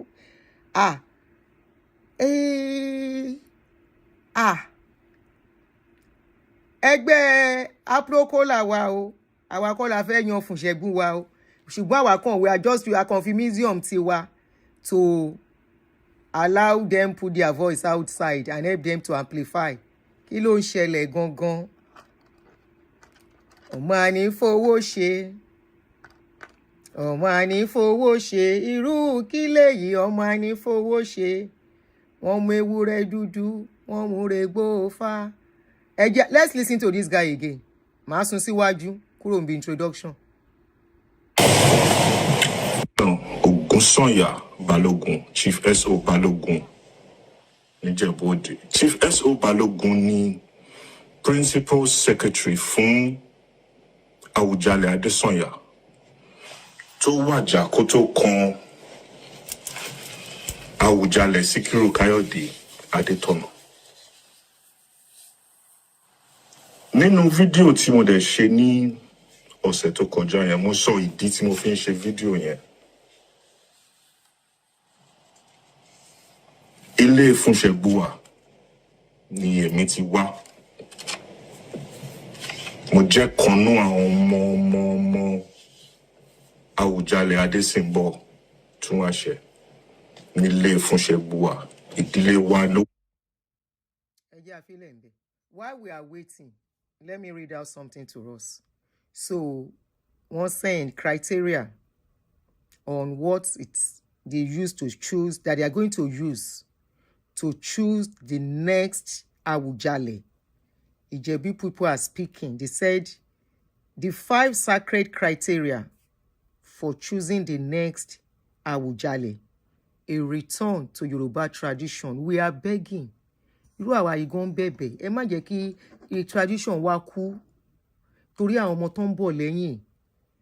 Nígbà tẹ́ bá ń ṣe kíní báyìí tó dológun ẹni tó bá lówó ló lè jẹ́. Àbẹ́ni tó bá popular ẹni tó mọ̀yàn jù. Kí làwọn ọmọ yẹn fẹ́ bá? Ó máa phase out. That tradition that makes it very beautiful and attractive. As a Queen of England now, you can't just say you want to be a Queen of England. I'm not talking about anybody here. I'm just talking generally. You mentor man, I want to share investigation. Who is Omoba? Who is not Omoba? Who is Obatosi? Who is not Obatosi? It's not my duty. I'm just talking. How is supposed to be. Somebody cannot just say I can buy the form. I have money. I want to be the king. Be the king. Ba won shebe. Kí ló fa controversy? Kí ló fàjà? Kí ló fa wàhálà ní títí wa? Kí ló dé tí òpó Awujale tó fi di nǹkan tó jẹ́ wípé ó wá di nǹkan tó ń gbà bí agbá ọtí lórí social media? Kò yẹ kó débẹ̀ yẹn. So they say 5 sacred criteria for choosing the next Awujale, a return to Yoruba tradition. Written by Otunba Dr. Abdulfalil Abayomi Odunowo. Those are Ijebu people. Once you hear such name, you know they are from Odunowo. Odunowo, they are Ijebu people. The man wrote, Otunba wrote, in the unfolding conversation about the next Awujale of Ijebu land, the public debate often strays into a realm dominated by wealth, education, social status, and professional achievements. Yet, we must remember, this aspect do not define the essence of kingship in Yoruba civilization. Rather, the foundation of royal ascension is a sacred trust deeply rooted in customs and that stretch far beyond mere memory. The elders remind us of this internal truth. Ọba kì í ṣe ìṣe ènìyàn. Ọba láyé yàn, ọ̀run ló fọwọ́ sí. A king is not chosen by human effort alone. The heart speaks, but heaven ratifies.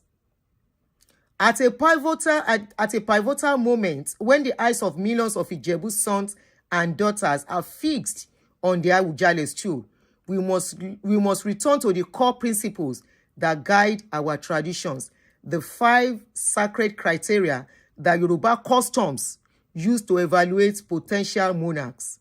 These criteria have preserved our identity and stability across generations and remain the legitimate compass for selecting the next Awujale. Number 1. So they are listing the characters now. Number 1, Iwa. What is Iwa? Iwa is character. Character. Character as the true crown of a kingship. In Yoruba wisdom, character transcends attributes. It shapes destiny. Iwalewa Oba means character is the beauty of a king. Before considering the power or wealth, we must first ponder whether a candidate speaks the truth, acts with humility, fosters unity rather than division, and respects everyone from the palace to the marketplace.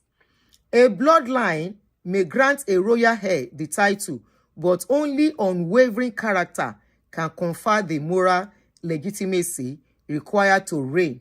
Any candidate whose history incites fear, factionalism, or arrogance is fundamentally incompatible with the esteemed throne he seeks. Number 2, Oye. That is worthiness and strength. Worthiness and inner strength of that person who wants to be a king. Oye embodies more than a chieftaincy title. It represents the gravitas, inner strength, and dignity of a man. An Awujale does not wield authority through brute, force, or riches. He must command respect through dignity, emotional stability. A worthy candidate must exhibit disciplined behavior and the capacity to bear the monumental cultural responsibility of Ijebuland. The throne is weightier than the crown. It demands a man who will stand pressure and govern wisely. Number 3, Ogbon. Ogbon. Ogbon. Ogbon is wisdom and sound judgment.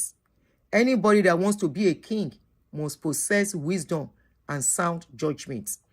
Ijebu history teaches us that the wisest individuals, not the loudest, emerge as kings. Wisdom manifests through patience, balanced judgment, active listening, and the ability to remain calm while making decisions. The Awujale role include presiding over disputes, guiding governments, protecting cultural heritage, and diffusing societal tensions. A man lacking emotional maturity or strategic insight cannot succeed in a position that requires ancient wisdom to navigate modern challenges. Number 4, Omoluabi, which is the symbol of every Yoruba person. Omotabi dada, a child that is well trained. Omoluabi. Omoluabi conducts, nobility, and social ethics. Awujale, that's the 4th criteria. Awujale must embody the pinnacle of Yoruba virtue. Omoluabi. He must be respectful, generous without succumbing to arrogance, peaceful without being cowardly, honorable in all dealings. The Yoruba people profess Omoluabi Loba.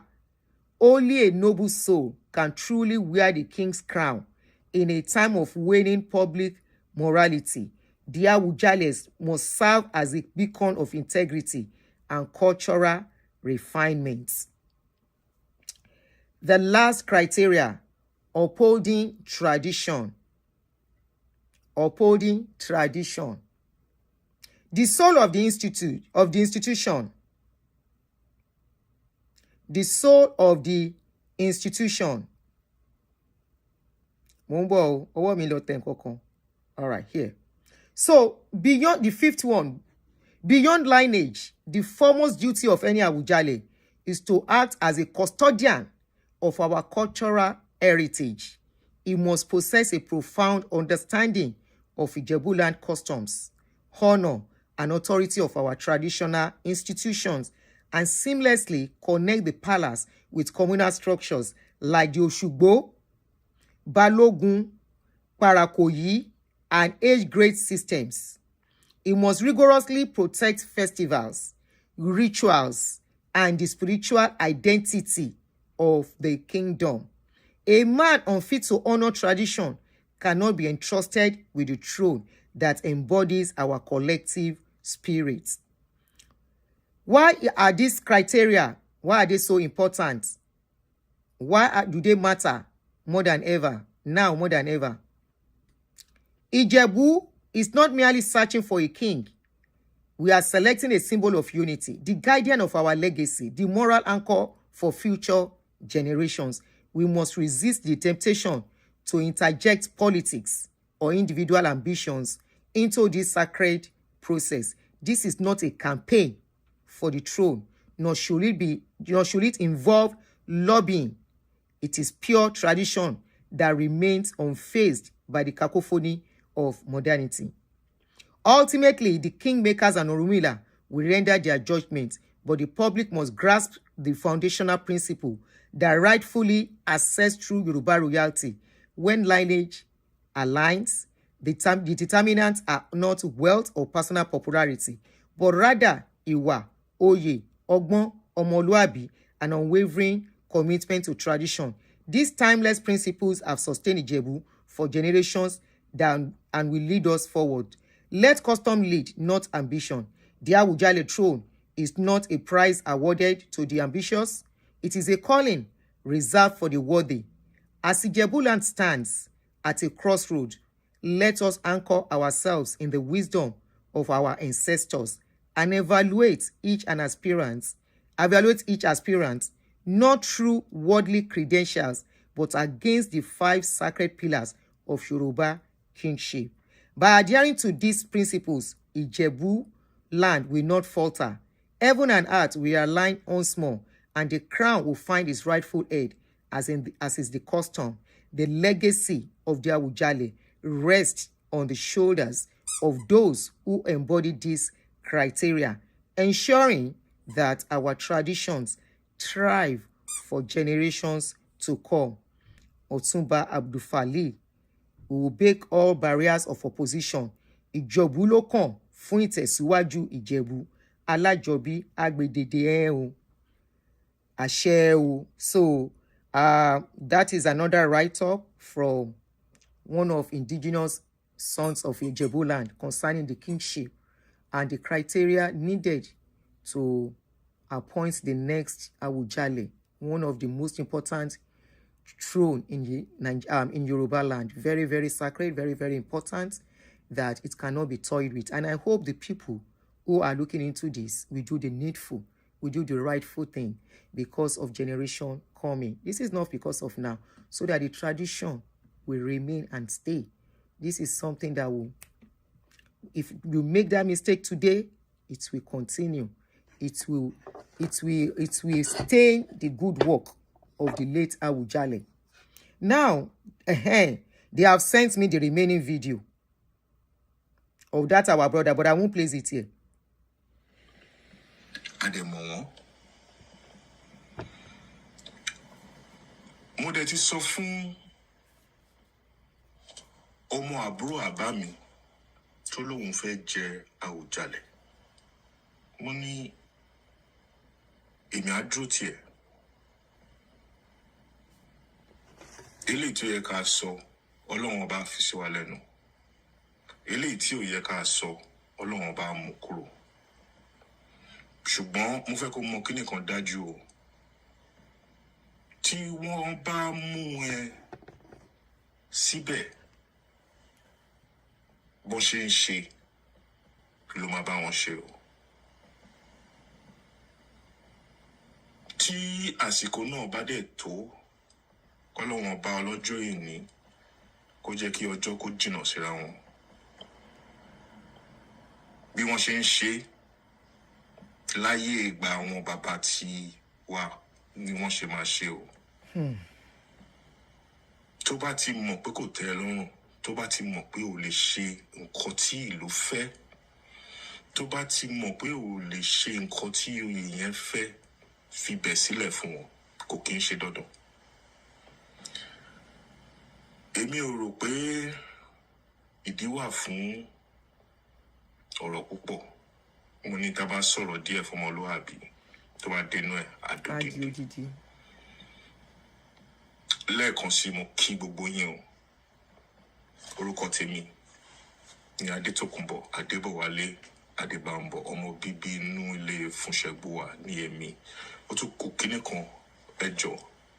Ẹ̀yin tẹ́ ń pè mí, tẹ́ ń fìwé ránṣẹ́ sí mi, tẹ́ ń ṣe bí àkíyèsí bí ìmọ̀ràn. Èmi ò kí ń ṣe nǹkan tí wọ́n, èmi ò ń ṣe ẹni tí wọ́n ń dẹ́rù bà o. Ẹ gbọ́ mi yé. Mi ò ń ṣe ẹni tí wọ́n ń dẹ́rù bà. Tẹ́ ẹ bá mọ̀ tẹ́lẹ̀, ẹ lọ béèrè. Mi ò ń ṣe ẹni tí wọ́n ń dẹ́rù bà. Elédùà kó jọ kó lọ́ra ẹ̀mí gbogbo wa. Ọdún ló ń lọ sópin yìí. Ikú ò ní pa wá, àrùn ò ní gbé wa dé. Ó lọ kò dé, kò ní jẹ́ tiwa. Agbára Jésù tí èmi ń pè. Mo kí yín àti lágbà àti lọ́mọdé àtọkùnrin àtobìnrin. Mo kí gbogbo yín o. Ẹ̀yin olórí ẹbí tẹ̀dẹ̀ wà ní iwájú wa, tẹ̀ ń tọ́ wa sọ́nà. Ọlọ́run ọba á dúró tì yín. Ọlọ́run ọba á dúró tì yín. Á dẹ̀ gbè yín níjà. Mo dúpẹ́ lọ́wọ́ yín o. All right, so that's the end of the video. If you have a kitchen. That's the end of the video. Come about Kinimije. So I think the last write-up we read about this thing sums up everything. So it is left for the Jebus in choosing the Awujale. The person you want to choose that will carry on with the tradition, the beauty, the class, the tradition, and everything that makes that stew envious, make that stew a pride. The criteria are listed, which I think should be the criteria in appointing any leader. I think generally. But now we are talking about kingship that the younger ones are looking up to, that the younger ones are going to see what are the character of such person that you are going to appoint. How has that person lived? Is that person worthy of emulation? Is that person a role model to the younger ones? Is that person a pride to the Jebu land? Is that person among the people contending for this too? If you appoint that person to be your king tomorrow, are you sure that stew will not be a ridicule? Are you sure that stew will not be a stew that will come with disrespect? Are you sure that stew that is making you be proud to be the sons and daughters of Ijebu land, are you sure it's still going to remain? I love what Otumba Dr. Abdul Falil wrote. Very insightful. Not only insightful, very explicit, very clear. Iwa. He listed the 5 criteria. Iwa. Oye. Omoluabi. And that Omoluabi is very important. Suru no. What are every one of these people that are contending for this too? Check the profile wọn kò lè tó yẹn. tó bá ti jẹ́ pé nǹkan tó dì ní ẹ check profile wọn ẹ bá ti torí owó tẹ fi wrong person sí ẹjọ́ máa jẹgbẹ́ ẹ ní torí ńgbà tó bá yọ máa fún yín ní kò nínú ààfin kò sà ẹ má pariwo sí sọ àfẹ́ gbáriwo lórí social media pọ́ba kan gbà yín ní kò wọ́n gbà yín gbé ni àbọ̀bà kan gbà yín ní fún yín gbájú èmi ò dárúkọ anybody o anybody ló lè joyè ẹ̀yin lẹ́mẹ̀rin tẹ́ fẹ́ fi joyè ṣùgbọ́n tẹ́ bá wá ṣàṣe má ṣe tẹ́ ṣe mistake tó bá ń ṣẹlẹ̀ tá bá ń fi yín ṣe content ẹ má sọ̀rọ̀ o wípé àwọn blogger ti bẹ̀rẹ̀ nǹkan tá bá rí lórí social media la máa fi sọ̀rọ̀ gbogbo wa ń sọ fún yín o wọ́n bá fún yín gbájú wáì ẹ máa sọ̀rọ̀ ẹ máa sọ pé ọba kan gbá yín lójú o remember how many months ago tán léèyàn kan ọba kan lu èèyàn kan ó lù ó dákú ṣe bẹ́yìn lẹ́fọ́ ọba yẹn jẹ́ àbẹ́ mọ̀gbà tán fẹ́ fi jẹ́ kẹ́ tètè pariwo síta kẹ́ pariwo wáyọ̀ àlà pé ẹ gbà wá o gbogbo ẹ̀yin olórí ẹbí ẹ ṣe rere káwọn ọmọ tó ń bọ̀ lẹ́yìn kan lè bá ìtàn tó dá ńlẹ̀ ẹ má joyè oníjẹkújẹ ẹ má gba àbẹ̀tẹ́lẹ̀ tó máa dójú tì yín lọ́la tẹ́lẹ̀ tí máa jẹ owó yẹn tán tẹ́ ti máa ná tán gbogbo ọmọ Ìjẹ̀bú tó bá wà ń bí ẹ lè kọ́ sí bí ẹ bá ń sẹ́ndẹ̀ sáwọn afọbajẹ tẹ́ bá gbàbẹ̀tẹ́lẹ̀ tó máa dójú tì yín lọ́la wípé toréyàn kan o bákan ni àbéyàn kan bákan ni o àbéyàn kan kinní kan ni o tẹ́ bá ti fi wọ́n jọba gbogbo nǹkan tójú yín bá rí ní dáadáa àti lódì kejì ẹ ready àti own up to the responsibility ẹ bá wa ready tó bá jẹ́ pé ààfin lẹ wọ̀ tán lé yín padà tán bá lé yín padà láàfin pé ẹ bọ́ta níbo lẹ ń bọ̀ ẹ̀yin lẹ gbé ọba yẹn síbẹ̀ tó bá dẹ̀ jẹ́ pé ẹ wọlé ẹ̀ ń bọ́ ba sọ̀rọ̀ lọ́wọ́ inú bí ọba fún yín nípa lẹ́nu gbé yín bá fò jábọ́ ẹ̀yin lẹ wá nǹkan tó ń jẹ́ kí Ìjẹ̀bú kó jẹ́ envy of many is wípé àwọn ọba tẹ ní kò sí controversy púpọ̀ pẹ̀lú wọn tẹ bá lọ gbé controversial èèyàn tẹ fi ṣe ọba ó yẹ kẹ́ ti mọ̀ pé controversy ló máa tẹ̀lé ẹni yẹn ó normal torí kí ni ìwà ò kí ń foníwà sílẹ̀ téèyàn kan bá gbá yín nípa lẹ́nu bẹ́ẹ̀ yín bá yọ ẹ mú kẹ́ ṣáá ni bó bá ṣe lẹ̀kẹ́ lẹ̀ bí ò bá dẹ̀ ṣe lẹ̀kẹ́ dé yín nù eyín àgbàlagbà ò dẹ̀ easy dẹ́ńṣọ̀ wọ́n bá fún yín pa pé yín bójójú yín ló wú tójú fọ́ ó fọ́ gbé kò yé yín torí wáì tó yẹ pé afẹ́jàwùjalè ariwo wá pọ̀ tó yìí kí ló dé kí ló dé táwùjalè afẹ́jàwùjalè kò láwọn tó yẹ kán jẹ́ ni bó jẹ́ fùnṣẹ̀fùnṣẹ̀ gbé wa yẹn lẹ́fẹ́ jẹ́ àwọn tó wà bẹ́ẹ̀ tán díù fún ẹ pé gbogbo wọn jókòó kan yèèyàn kan nu wọn àbẹ̀wò ni wàhálà báwo ló ṣe lólógun pé 200 people ló san owó fọ́ọ̀mù báwo ló ṣe lólógun pé 50 people ṣé gbogbo 50 people yẹn náà yẹn oyè wá tọ́ sí ní ilé fùnṣẹ̀gbẹ́ wa àwọn kan tún ní fìdí pọ̀ tẹ̀lé àwọn fìdí gbọ̀ṣẹ̀ fùnṣẹ̀gbẹ́ wa lọ á jẹ́ pé ruling house méjì náà ti wá ruling house méjì ìyẹn náà dẹ́kẹ̀dákẹ́ èèyàn kan sọ lẹ́ẹ̀kan yẹn bọ̀dá yẹn kí ló lóhùn jẹ́ balógun èkó léèyàn kan fọwọ́ dá plane dúró ṣebí lórí támákì nìyẹn nígbà tí òun ṣe pálásì orí támákì náà ti fi ìbínú dá plane dúró wọ́n ní so Àbújá tán lọ́njọ́ yẹn wọ́n ní Tinubu ò fẹ́ gbà kan joyè ibẹ̀ náà ti fẹ́ lọ lọ́bì ibẹ̀ náà ti fẹ́ lọ lọ́bì tán ọgbà tán fi ìbínú tán fẹ́ di plane mú jọ yẹn tán bá ń sọ pé ká máa ṣe dáadáa Ọlọ́run á jẹ́ kán pín ìtàn burúkú fún wa kẹ́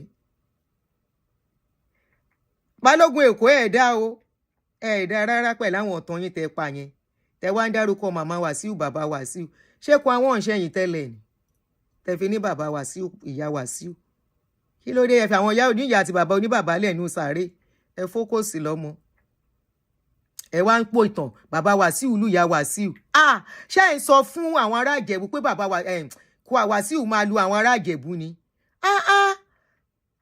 Balógun Èkó ẹ máa ń pìtàn o. Abẹ́ gbọ́tàn tí bàbá yín bọ̀dá yẹn pa. Bọ̀dá yẹn ní Balógun Èkó lùyàn. Wọ́n ní bàbá kan lùyà kan. Ìtàn burúkú nìyẹn o. Wọ́n ń gbọ́ búburú lẹ́nu abọ́ rẹ̀ kẹ́. Ṣé ẹ̀ ń sọ fáwọn ará Ìjẹ̀bú pé ọ̀nkú máa lù wọ́n láàfin ni? Àyín ò dá o.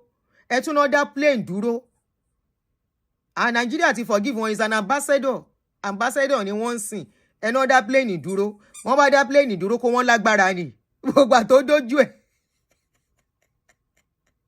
Tí plane ṣe fún ọ̀nkú dodge. Wọ́n sáfẹ́ plane. Ọlọ́run ló yọ wọ́n. Wípé kò ń ṣe àwọn plane tó máa ń sọ́ọ̀kì atẹ́gùn, tó máa sọ́ọ̀kì nǹkan wọlé. Ọ̀rọ̀ burúkú, a bá gbọ́ pé plane sọ́ọ̀kì ọ̀nkú wọlé. Man Abdulfalil yẹn ni pé ẹni tó bá ní sùúrù náà fi ń jọba. Èmi ò mọ̀ yẹn.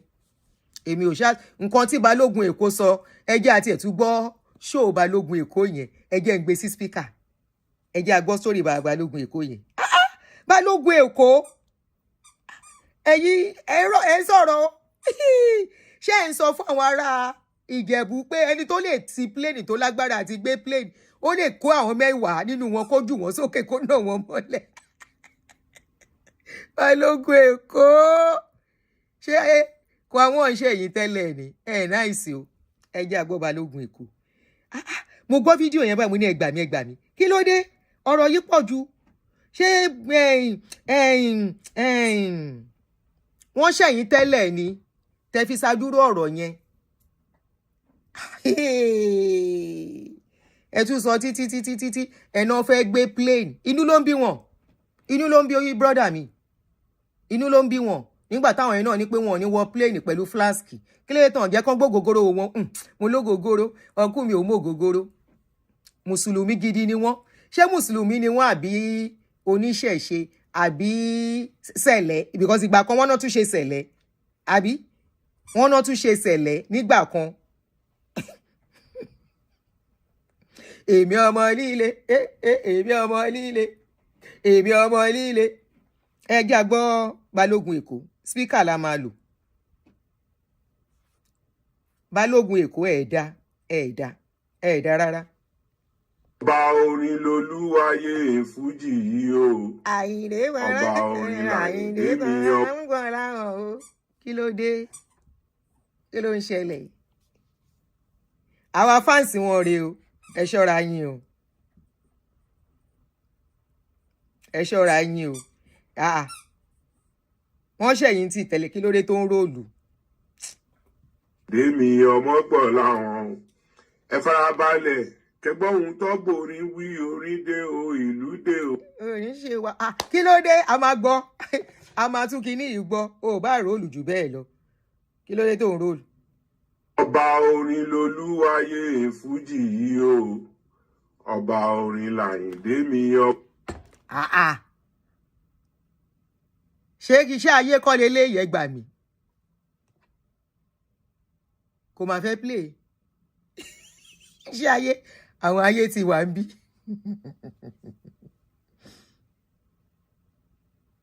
Ọba orin lolúwayé. Kẹtùmá wá ju ọba Ìjẹ̀bú, ìyẹn ti Awùjalẹ̀. Kí ló dé tán lè jọba Ìjẹ̀bú? Ẹ̀yin náà lè sọ. Ẹni wọ́n fi èèyàn, wọ́n fi jẹ lèmọ́mù, ó tún wá ń du sẹ́ríkì. Olójú kòkòrò ni. Ẹ lè jẹ́ o. Kí ló dé? Torí wọ́n ti jẹ́ kó yé yín pé ẹ lè jẹ́ Awùjalẹ̀. Kí ló dé? Aṣíwájú Bọ́lá Ahmed Tinubu dẹ̀ sọ fún yín. Wọ́n ní kẹ́ mú ọkàn kúrò ń bẹ̀. Why? Ìdí tẹ́ ṣe bínú ní airport ní ọjọ́ náà nìyẹn. Irọ́ ni o. Tí ẹ ṣe fẹ́ mú plane dúró. Torí pé kí ni ọ̀rọ̀ yẹn ò bá yín ní ara mu. Àwọn ará Ìjẹ̀bú dẹ̀ ń bẹ̀rù. Wọ́n fẹ́ mú plane dúró láì ṣe Superman. Ìyá rí sí fẹsẹ̀ bẹ̀, bàbá rí sí fẹsẹ̀ bẹ̀, ṣíbí ọbẹ̀ ó gbà lójú. Superman ni ọ̀nkú mi ni. Brother mi àbẹ̀gbọ́n náà ni wọ́n. Is a Superman. Superman ló lè ja Awùjalè. Superman ló lè ja Awùjalè. Kí ló dé? Ẹ ṣọ́ra yín o. Àwọn àfáà yẹn, wọn ò fẹ́ dúró síbí. Wọ́n fẹ́ lọ sílé bàbá mi. kan wá ganu sí ẹ ṣọ́ra yín o. ẹrù wọ́n ṣèké wọn ò fẹ́ sọ fún yín pé àwọn ò fẹ́ yín ní ọba. Kí ló dé. olórí ọmọọba èyí tẹ́ jẹ by default wọ́n ní. ẹ reset ẹ̀ ń gbà yẹn by default bí báwo ẹ reset tó bá jẹ́ by default kí lẹ mean by default ṣé ẹ sọ pé mistake ni ṣé ẹ sọ pé mistake ni ẹ bá wa reset ẹ reboot tó bá jẹ́ yẹn ni tó bá jẹ́ ìrẹsẹ̀ máa ní ẹ̀gbọ́n mi ò ṣe ní jọba ẹ bá wa reboot kí lẹ mean by default ẹ ṣọ́ra yín o ẹ ṣọ́ra yín o ẹ ṣọ́ra yín gidi gan ìrìn bínú o. ẹ kẹmú dání ẹ wá kọ lẹ́tà ẹ wá kọ sí wọn nínú ìdílé mẹ́rin tó ń jọba wọ́n ní tọmọ ìkọ̀kan ní inú bẹ̀ wọ́n ní tọmọ ìkọ̀kan ní inú bẹ̀ àwọn ẹ̀gbọ́n tèmi àwọn ọkú mi wọ́n dẹ̀ pa nítàn fún mi àwọn tẹjọ ṣe kékeré ní òkè súnà yẹn lẹ́kọ̀ọ́ wọ́n ní tí ìyá Wàsíù àti bàbá Wàsíù bá ti jà ọ̀dọ̀ wọn ní igbó ṣeré níyá Wàsíù máa ń wá. ṣé ẹ̀ ń sọ fún wa pé bàbá Wàsíù máa ń lu ìyá Wàsíù ẹ̀gbọ́n yín lẹ dárúkọ mọ́ lórí bẹ́ẹ̀ yẹn tẹ̀tí sọ pé ìyá Wàsíù àti bàbá Balógun Èkó ẹ̀ ń pìtàn o máa yí ń pìtàn burúkú o kí ló bá dé pa fẹ́ jọba ṣé ẹ̀ ń sọ wípé àwọn náà máa lu ará Ìjẹ̀bú ni Balógun Èkó aláṣọjáàmù ni yín o yípa. Wàsíù tó bẹ̀rẹ̀ sí ń taṣọ so wọ́n nígbà tí ìyá Wàsíù bẹ̀rẹ̀ òwò aṣọ ni àwọn àti bàbá Wàsíù ni wọ́n padà tó fi di pé bàbá Wàsíù tẹ̀lé wọn lọ sí ìlú Péjú Èkìtì ìlú Péjú Èkìtì yẹn òun ni wọ́n sin bàbá Wàsíù sí. so Balógun Èkó ṣẹmọsàárè wọn ni má yín sọ̀rọ̀ o ṣẹmọsàárè bàbá wọn ni Èkìtì náà sì bàbá wọn sì kì í ṣe Ìjẹ̀bú ìgbà tí àwọn ará Ìjẹ̀bú wá ní pé kán júwe orí bàbá wọn kán báyìí kí la fẹ́ ṣe sí yẹn wọn ṣáà lè lọ mú burial ground bàbá ní bàbá kán ní burial ground bàbá wọn lélẹ́yìí wọ́n dẹ̀ nára criteria ni o gbọ́dọ̀ sọ ibi tí bàbá ẹ̀ ti wá ibi tán sin bàbá ẹ̀ sí ní Ìjẹ̀bú wàhálà má ti dé kẹ ẹ wá Balógun Èkó onítàn sọnù onísítórì sọnù storyteller ó yá.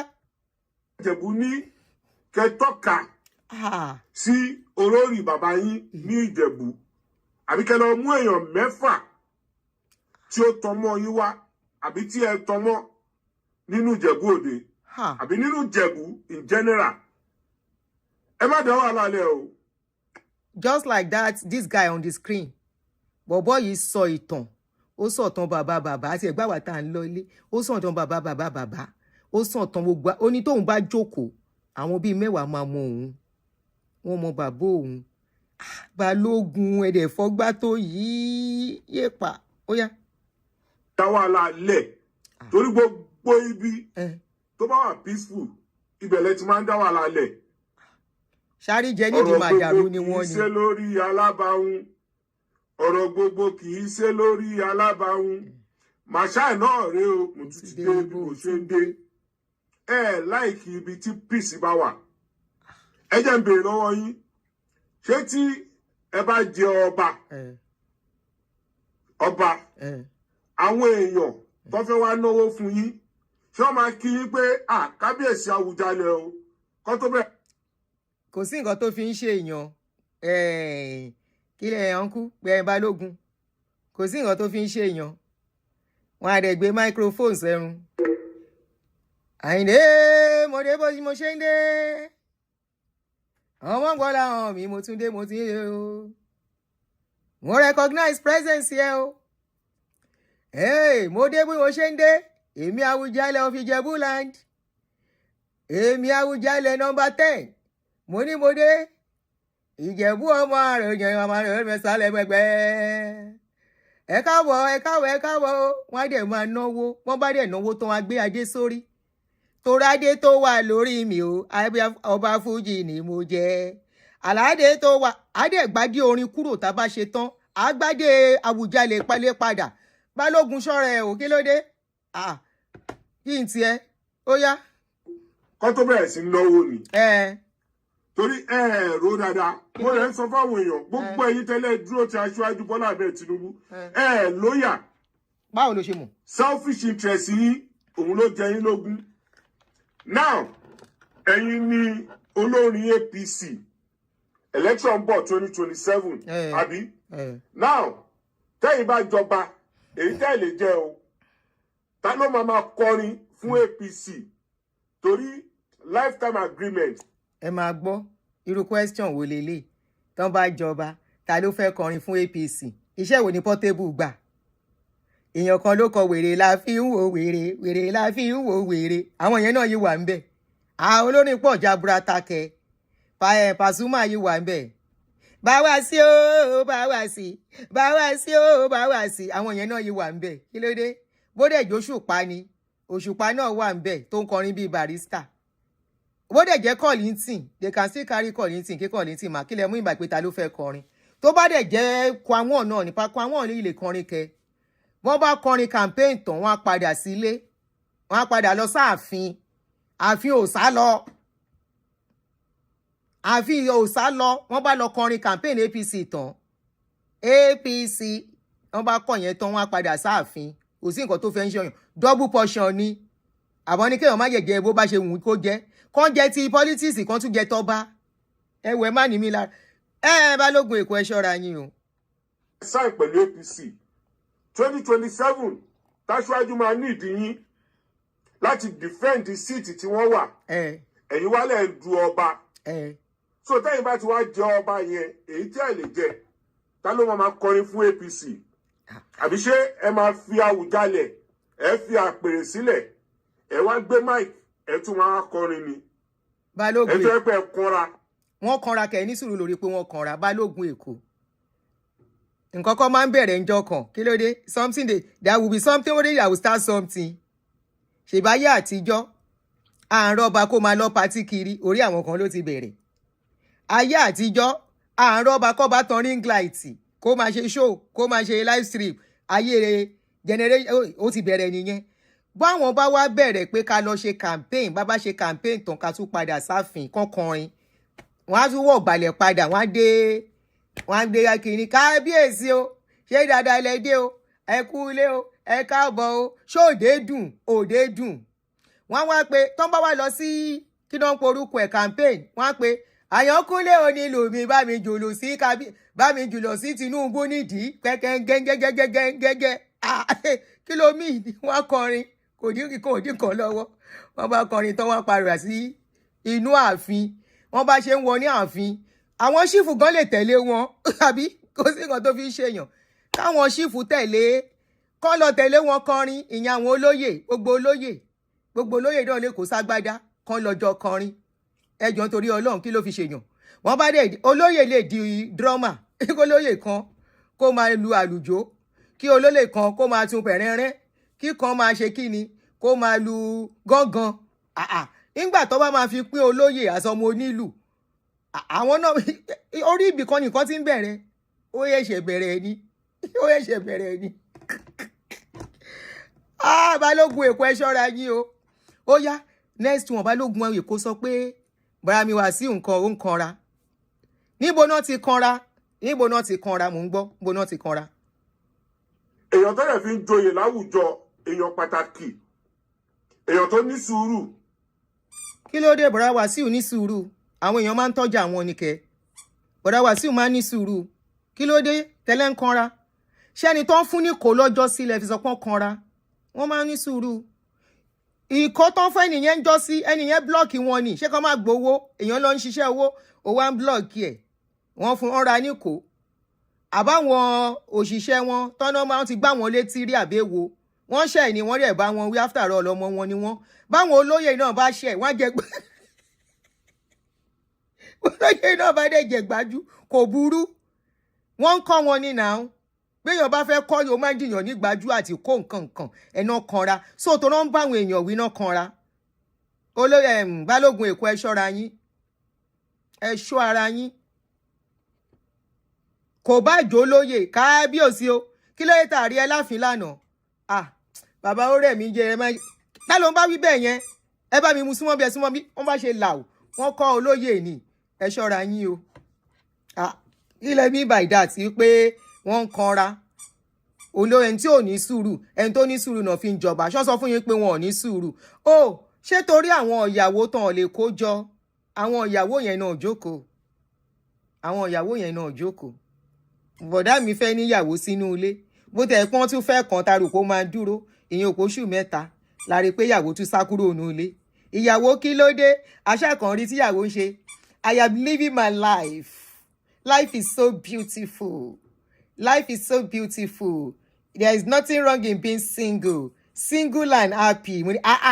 Níjọ́ wo síjọ́ wo ẹ ti kúrò ní ṣe bá ní ẹ ṣe sùúrù kẹ́ má lọ fẹ́ wọn kò bá dẹ̀ jẹ́ yẹn èyí tó bá jẹ́ yẹn àwọn ìyàwó yẹn náà ní sùúrù ẹ wá ní bọ̀dá mi ń kanra wọn ò kanra o tán bá ń kanra wọn ò ní bímọ púpọ̀ wọn rí ọmọ rẹpẹtẹ tán bá ń kanra ẹ rí Bísọ́lá tó mọ́mọ wá bá wọn ní ṣọ́kanra mọ́mọ ọmọ tán rí for 15 years ẹ rí wọ́n ṣe fa ọmọ yẹn mọ́ra ẹ má sọ pé wọ́n ń kanra o wọn ò kanra Brahma sí ò kanra rárá wọn ò kanra ó yá. ẹ̀yin ò ní sùúrù rárá ẹ ti wà too controversial jù. controversy bá wo. gbogbo nǹkan lè máa ń dàrú. Balógun ẹ dákẹ́ ẹ dẹ̀ ranjú ẹ dé ẹ̀gbọ́n ẹni Brahma wá sí o pèsè bọ́ yìí ó dẹ̀ sọ̀lù síbi ìrìbàdí kí n mójú àlàyé rẹ̀ abá ugaga ugu ẹ̀nà ń kanra ẹ̀nà wà controversial bíi báwo ṣé ti pléènì tán fẹ́ gbé pléènì tán fẹ́ rù sórí tán pàpà fi jẹ ambassador wọ́n fi gòkè ní kò ń ṣe controversy ló láyé àbí ti ọmọ Bísọ́lá tó tún wá ẹ̀yin náà ti kọrin ẹ lọ́rọ̀ gbogbo kì í ṣe wọ́n á fi jẹ́ kí Awùjalẹ̀ popular sí ni Awùjalẹ̀ síìtì Awùjalẹ̀ yẹn á wá popular tó bá di ọjọ́ carnival jẹ̀búdè àbí kí lẹ máa ń ṣe ojúde ọba tó bá dojúde ọba ẹ wá rí gbogbo ẹ̀ ẹ ṣọ́ra yín jèrè ẹ má sọ pé wọ́n wà controversial wọ́n wà controversial is being himself ṣe fẹ́ kàn pretend ni pretense ò dá láyé yìí allow somebody to be who they are pretend. lè máa ń dàrú ẹ ń ṣe ẹni tó ní sùúrù so ẹni tó ní sùúrù ló lè fi jọba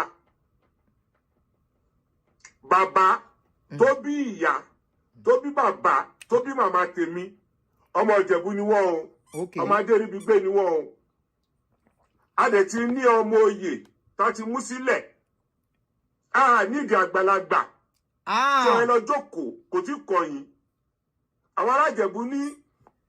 Brian wasi náà ló kọrin ọ máa pè yín kò tí kọyìn ọ máa pè yín kò tí kọyìn ṣé wàá kọrin ọ máa pè yín kò tí kọyìn fún Brian Wasiu ó ní àgbàlagbà ni wọ́n ọmọ ọdún mélòó 68 ìgbà mélòó náà máa fi pé 90 wọn ò dàgbà púpọ̀ káná ti 100 nísìn la lè ná dàgbà àsọpọ̀ 100 ọdún mélòó ló kù but 68 ṣó fẹ́ pa wọ́n ni ṣọ́ra ẹ̀ o Balógun Èkó ó dẹ̀ fún wọn ní wọ̀tọ̀wọ̀tọ̀ tó yìí. ẹni tí ó máa disgrace àwọn ní Ìjẹ̀bú pé oyè olórí ọmọọba wọn lówó lọ fi ń jẹ wọn láwọn ò fẹ́ ẹni tí àwọn èèyàn máa lẹ owó mọ́ ní orí tìtorí pé kí ni ẹ lè fi fújì mi yẹn ẹ lè fi lẹ̀ kí lẹ wá ń wá nídìí ọba Àwùjalẹ̀ wọ́n ní ẹ fi ibi ẹyọ kan tọmọ wa ní Ìjẹ̀bú. ṣé fújì mi tọkọ yẹn ó ń bí ẹnu ni Balógun Èkó fújì mi bó tẹ̀ pa àwọn kan náà dá fújì ilẹ̀ a gbọ́ nínú ìtàn pa àwọn kan náà dá fújì ilẹ̀ ṣùgbọ́n wọ́n sọ fújì di fújì wọn bó bá lòun ni fújì ó lòun ni king of king Wasiu Àyìndé máa ṣàgàn àwọn ọmọ bọ́ ṣe ń hijack nǹkan ẹni tó gbọ́n ni wọn ò bá gbọ́n wọn ní sọ fújì di tiwọn wọ́n bá wá mú Àwùjalẹ̀ náà sọ di tiwọn kò sí nǹkan tó báàdì ẹ̀yin ayé tẹ́ ń wò mí ṣó báàdì ó ló sọ fújì di fújì mi wọn ò lè sọ Àwùjalẹ̀ di fújì mi kí lóde tán ṣe lè sọ báyìí kí lóde bó bá wù yín gan tí wọ́n bá rẹ́dì wọn ò ní ìdá tí ṣe installation ẹ kàn bá wọn lórí oyè kò sí nǹkan tẹ́ máa ṣe sí kò sí ẹ kàn wẹ kábíyèsí o kádé pẹ́ lórí kí bàtà pẹ́ lẹ́sẹ̀ o bódé ìdí ọlá wọn dá àfin wọn ọbọba wọn lọba ti lọ kọrin wọn lọ kọrin fáwọn yọpì ẹ̀yin yọpì sójó lórí kan sára jẹ fún mi tèmi náà jó fún ẹ bá ti lùlù fún ẹ kó jó kò ní rẹ̀ ẹ́ bọ́ ságbo senior boys jó senior girls jó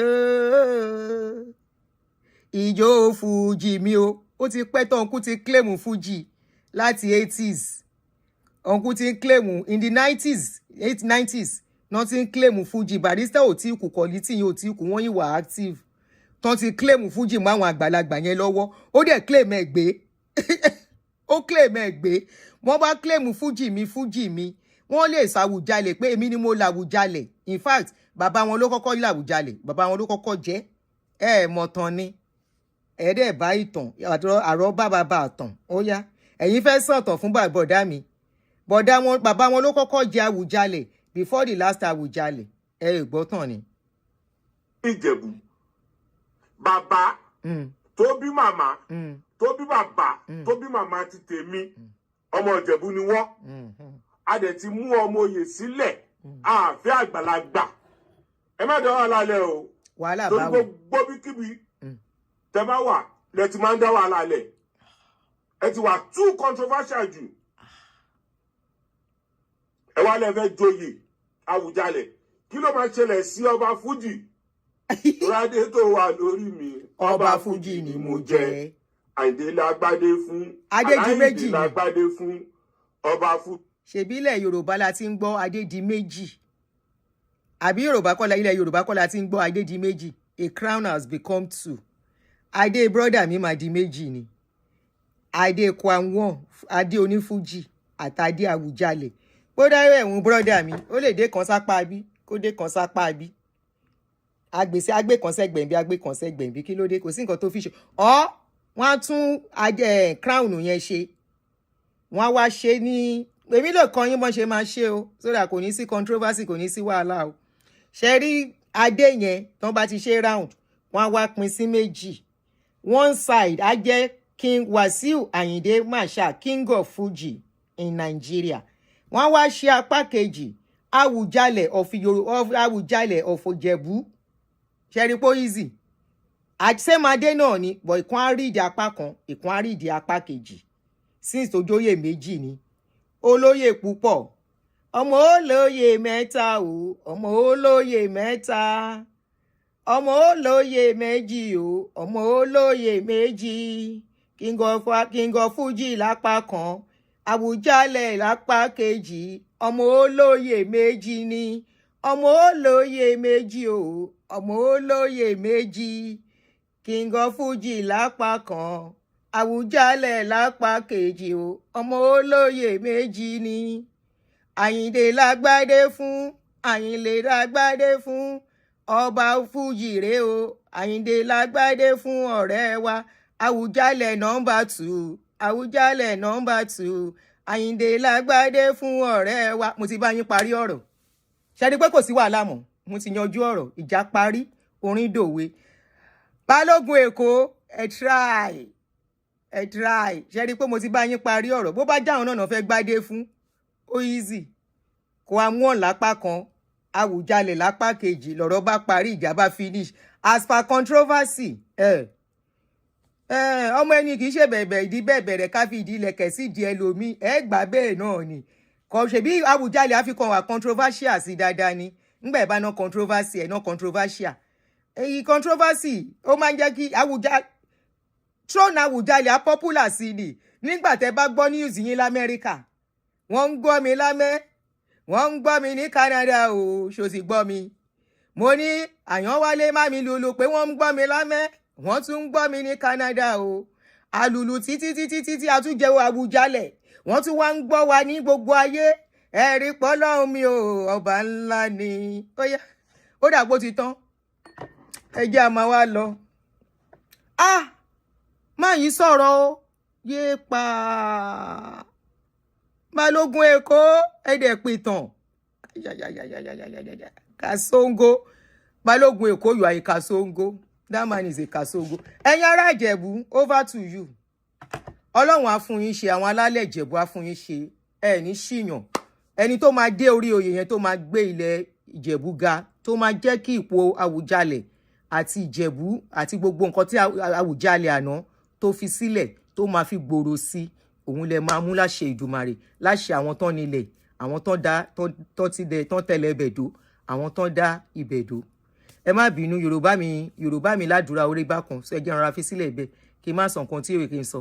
You are from Ìjẹ̀bú a ṣe é ṣe o gbogbo Ìjẹ̀bú ọmọ alárẹ̀ ẹ má yẹ fi Ìjẹ̀bú ṣeré ọmọ alárẹ̀ o ẹ má ṣe fi Ìjẹ̀bú ṣeré ọmọ alárẹ̀ o ẹ má ṣe fi Ìjẹ̀bú ṣeré o ọmọ alárẹ̀ ó yẹ kẹ́ máa dáwó bò mí ni ẹ má fi Ìjẹ̀bú ṣeré o ọmọ alárẹ̀ o. Ẹ̀yin aráalé ẹ jẹ́ a máa lọ àǹtí ní mọ́ta ìwà ń bí Balógun Èkó ló dá wàhálà lẹ̀ nígbà Balógun Èkó sọ dúró ọ̀rọ̀ tó sọ yẹn Balógun Èkó ó bà nǹkan jẹ́ o ó ní pé ọṣọ fẹ́ jọba méjì ni àwọn kan jáde di méjì ilé tí ò lè jọba méjì mọ́ bá fàyè ẹlẹ̀ ó lo controversial pé toró ló dá plane rú ó dá plane dúró controversial toró gbáyàn létí lójú agbo controversial pé àwọn ìyàwó ẹ̀ wọ́n máa ń drag ẹ̀ ìyẹn ò ṣe nǹkan kan bá wa fi sí kó lóye káwá ró lóye kókó pariwo yé pamọ́lẹ̀ o ẹ gbà wá o ìyẹn ló dájú ẹwẹ́ jẹ́ máa lọ ẹ má jẹ́ kí ṣe rí fakọ amúọ̀nù láwọn àwọn kọ́sítọ́mù ẹ̀ o mo lè ṣe tán sí nǹkan bẹ̀rẹ̀ sí ń pè mí kán máa ṣépè fún yàláyà wọn o ṣé rí gbogbo ẹ̀yin ọmọkọ àwọn ọ̀bẹ bá pè mí tẹ́ ẹ pé Balógun Èkó kẹ́ lọ bá èmi kọ́ mo sọ̀rọ̀ o torí ẹ lè ṣe tán last time tá a sọ̀rọ̀ Àyànkúnlé ṣé lẹ pè mí tẹ́ bẹ̀rẹ̀ sí ṣépè fún yàláyà yín tẹ́lẹ̀ wọn bí tí mo wà wọ́n bá bí yín re kẹ́ wá bá mi bí tí mo wà kámẹ́rà wà wájú ilé mi ńgbà Amẹ́ríkà gọ́ọ̀mẹ̀ntì bá gbá yín ẹ̀ ṣẹ̀wọ̀n wọ́n á pẹ̀ yín náà pé torí ẹ̀ lọ pààyàn torí ẹ̀ ń bí evu bíi tọ́ọ̀gì ẹ rí pé mo bá yín bú Balógun Èkó ni pé kí ló dé ọ̀rọ̀ yìí ti pọ̀ jù ó rẹ̀ fílẹ̀ bó bá máa jọba wọ́n bá fi jọba kí n tiẹ̀ ṣe rí pé mo gbèjà kun àwọn òní kẹtó ẹ má wà mí kiri ẹ má pè mí o mo gbèjà kun àwọn òní o torí kò ń pẹ́ ẹ̀yin ará ilé mi ta ló ń pè ẹ ní jẹ́ lọ hello. Hello. Ẹ wà online. Yes, hello. Hello, good evening. Yeah, I'm online. I can hear you. Hello? I can hear you clearly. Oh, hey. Hi, Auntie. This is me. Yesterday, I just wanted to thank you for the birthday wishes. That's all. Oh, thank you. Yeah, I just wanted to thank you. Thank you so much. You're doing an amazing job. Thank you. Thank you. You're welcome. So I'm a little bit shy. That's why I called earlier. So I called earlier once, but I hung up.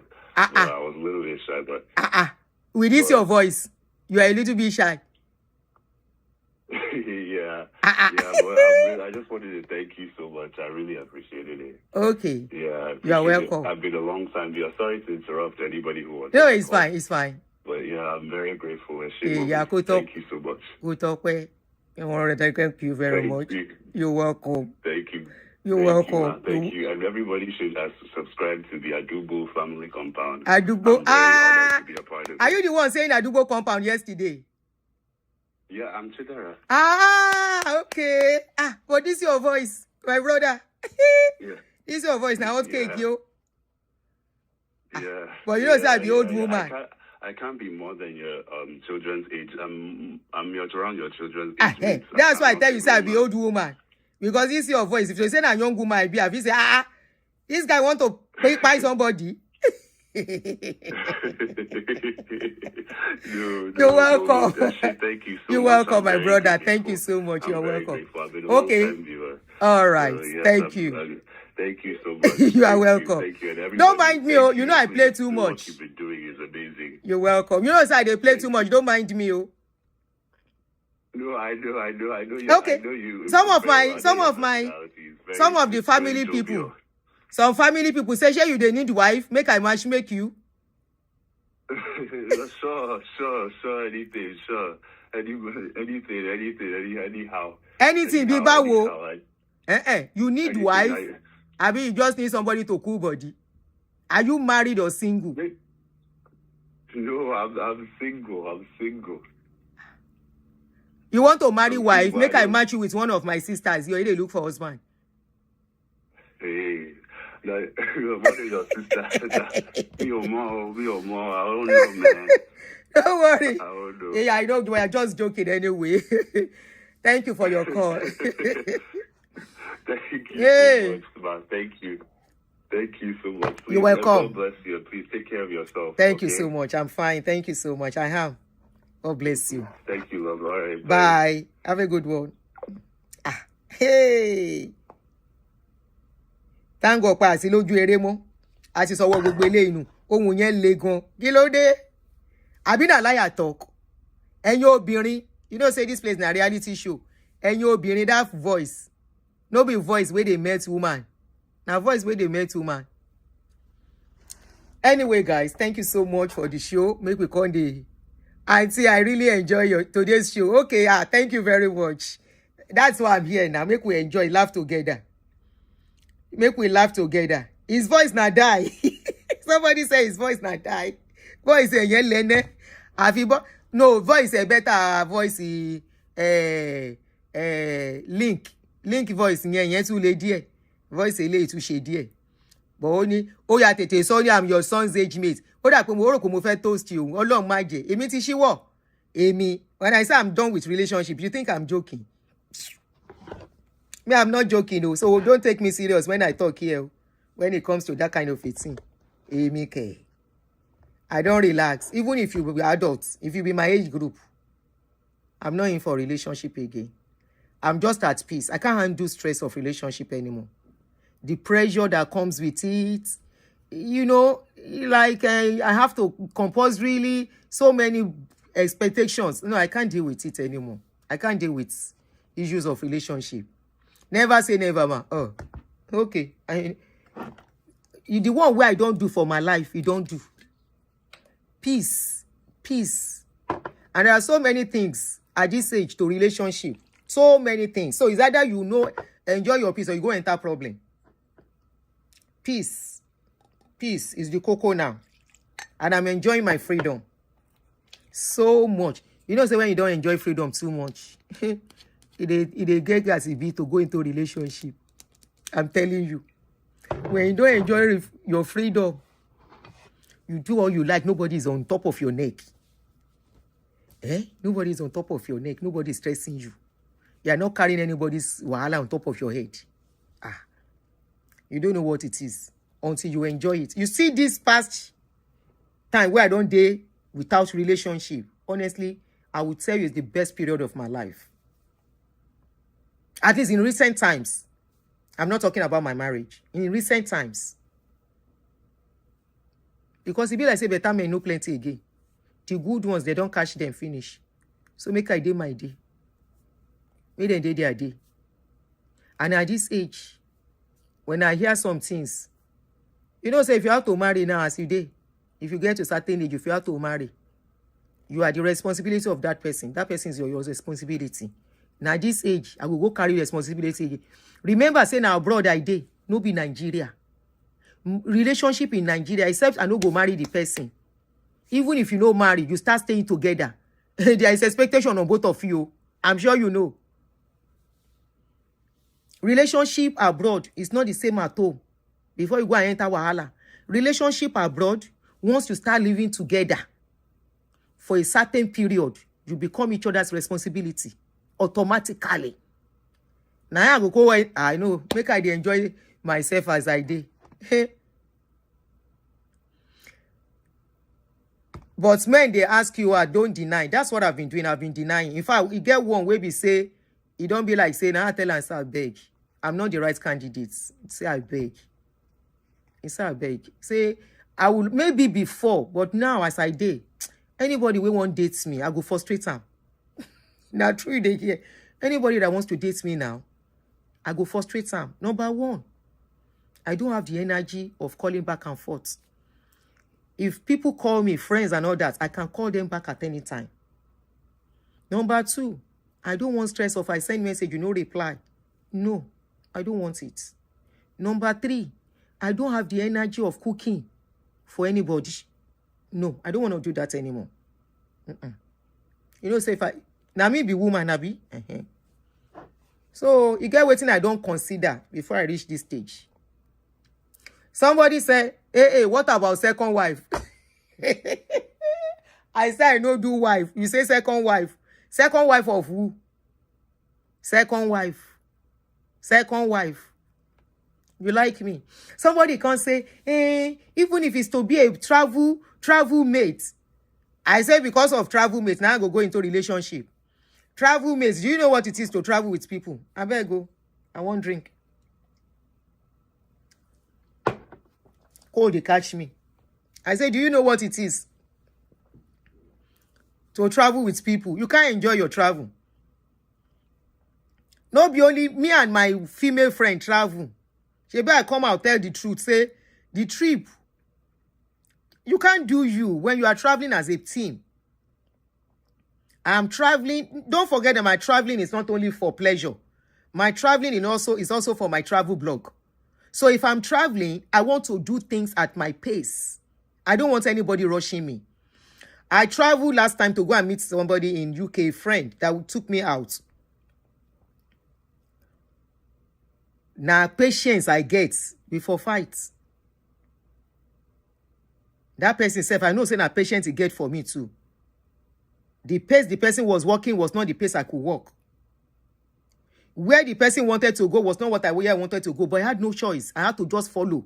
But now when I went to Nashville, you all saw what I did at Nashville. I spent only 2 or 3 nights in Nashville and see all the things I did. In Nashville, I went to places on my own, at my own pace. When I was tired, I sat down somewhere. We have nominated you as our wife's godmother. Just they give us advice. Your peace and happiness is precious to you all. Thank you very much. Shetigo.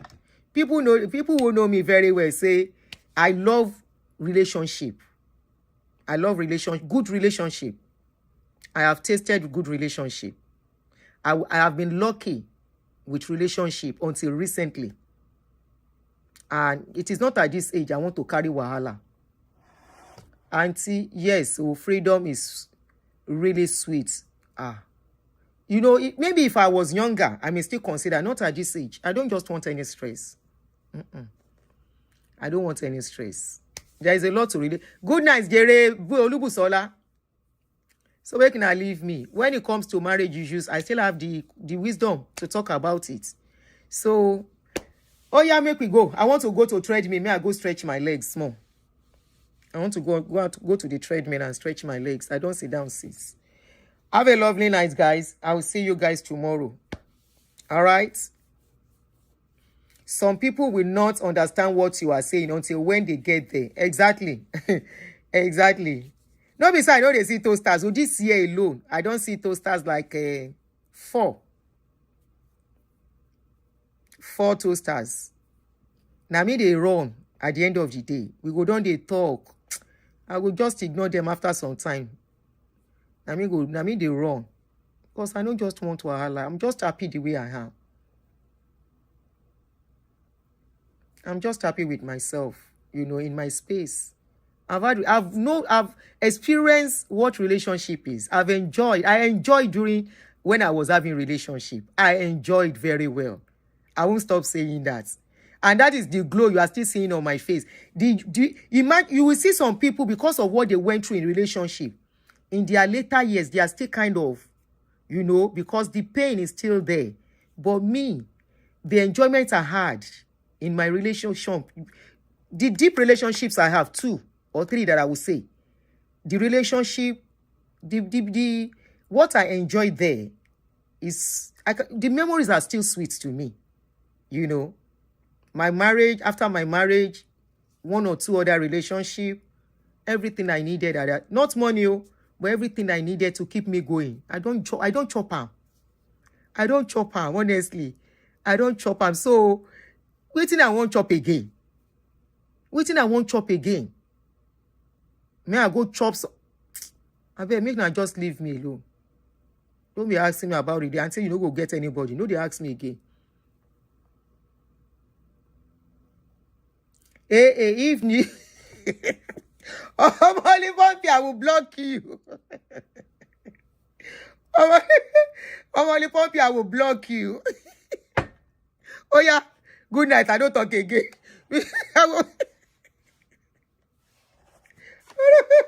Mi ò lè rẹ́rìn. Ó dàárọ̀. Ní pa mí lórí channel. You see why I love coming to see you guys. Ẹ jẹ́ máa lọ.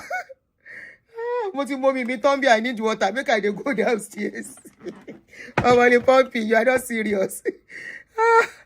Obi Angelo, you dey here. You hear wetin Omoli Pumpy talk? He said you are Awujale. I know who she's referring to. The man said, the day when that man go see me, he go abuse me tire. If he see me for him party, good enough. I don't could they go party like that. The day when the man go see me for party, he go abuse me. Allah yonu so, ebu kora o koti. Solo Makinde o. Solo Makinde. Èké yín àwọn Solo Makinde orí social media. Wọ́n ti gbé yọ àti rí yín o. Solo Makinde.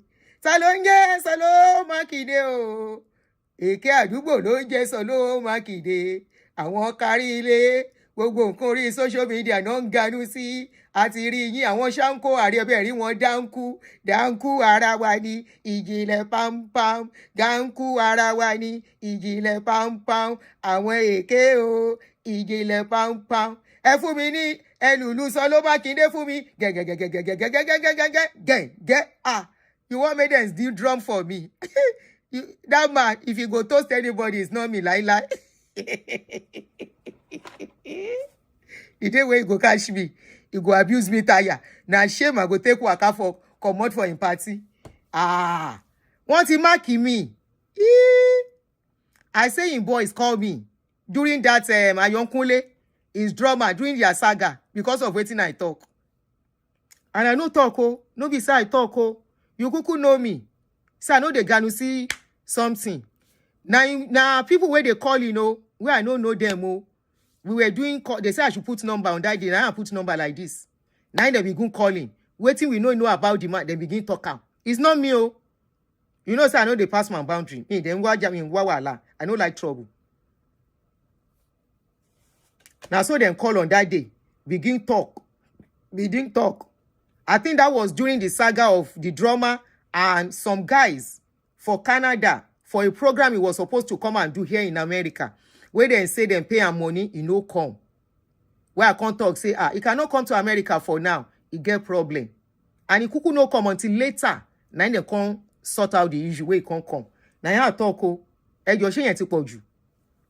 now so all his boys, then they call. I block all of them, come out, sha. And begin call. Come and say how they were threatening me. Then say, we know, say you hate the man. I say, me, 8 time for waiting. Bí ṣe máa ń kọrin ẹ ni. Èmi like orin ẹ. Mo máa ń kọrin ẹ gan. Tí n bá fẹ́ Johnson, Fuji, orin ẹ ni máa gbé sí. I know they listen to any other Fuji music. It's either his own or barista. His character no be my business. But it doesn't mean when I say in character, when I see story about him, I'm a blogger. Now Nigeria, now they take blogger name drag floor. Bloggers are respected here. They are paying tax. They are taxpayers, serious taxpayers. Some bloggers here, then they make $500,000 every month. Now those kind of job, you go can't say no big job. Now our own people, they don't give money because they don't see us finish. Social media don't give us money. And they pay us share. American bloggers, they pay them very well. What they will pay you $2 for, they will pay American dollars, $15 for, $20. Now so it be. YouTube, yeah, you pay tax. Serious tax, yes. So you don't know. You pay tax. You have to declare. Facebook, you pay tax. TikTok, you pay tax. Here in America, I don't know of any other place, but here you pay tax.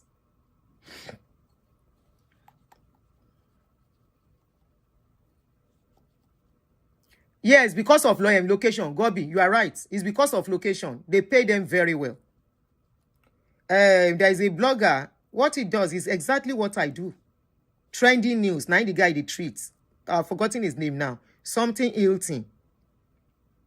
The guy makes about over 500,000 every month.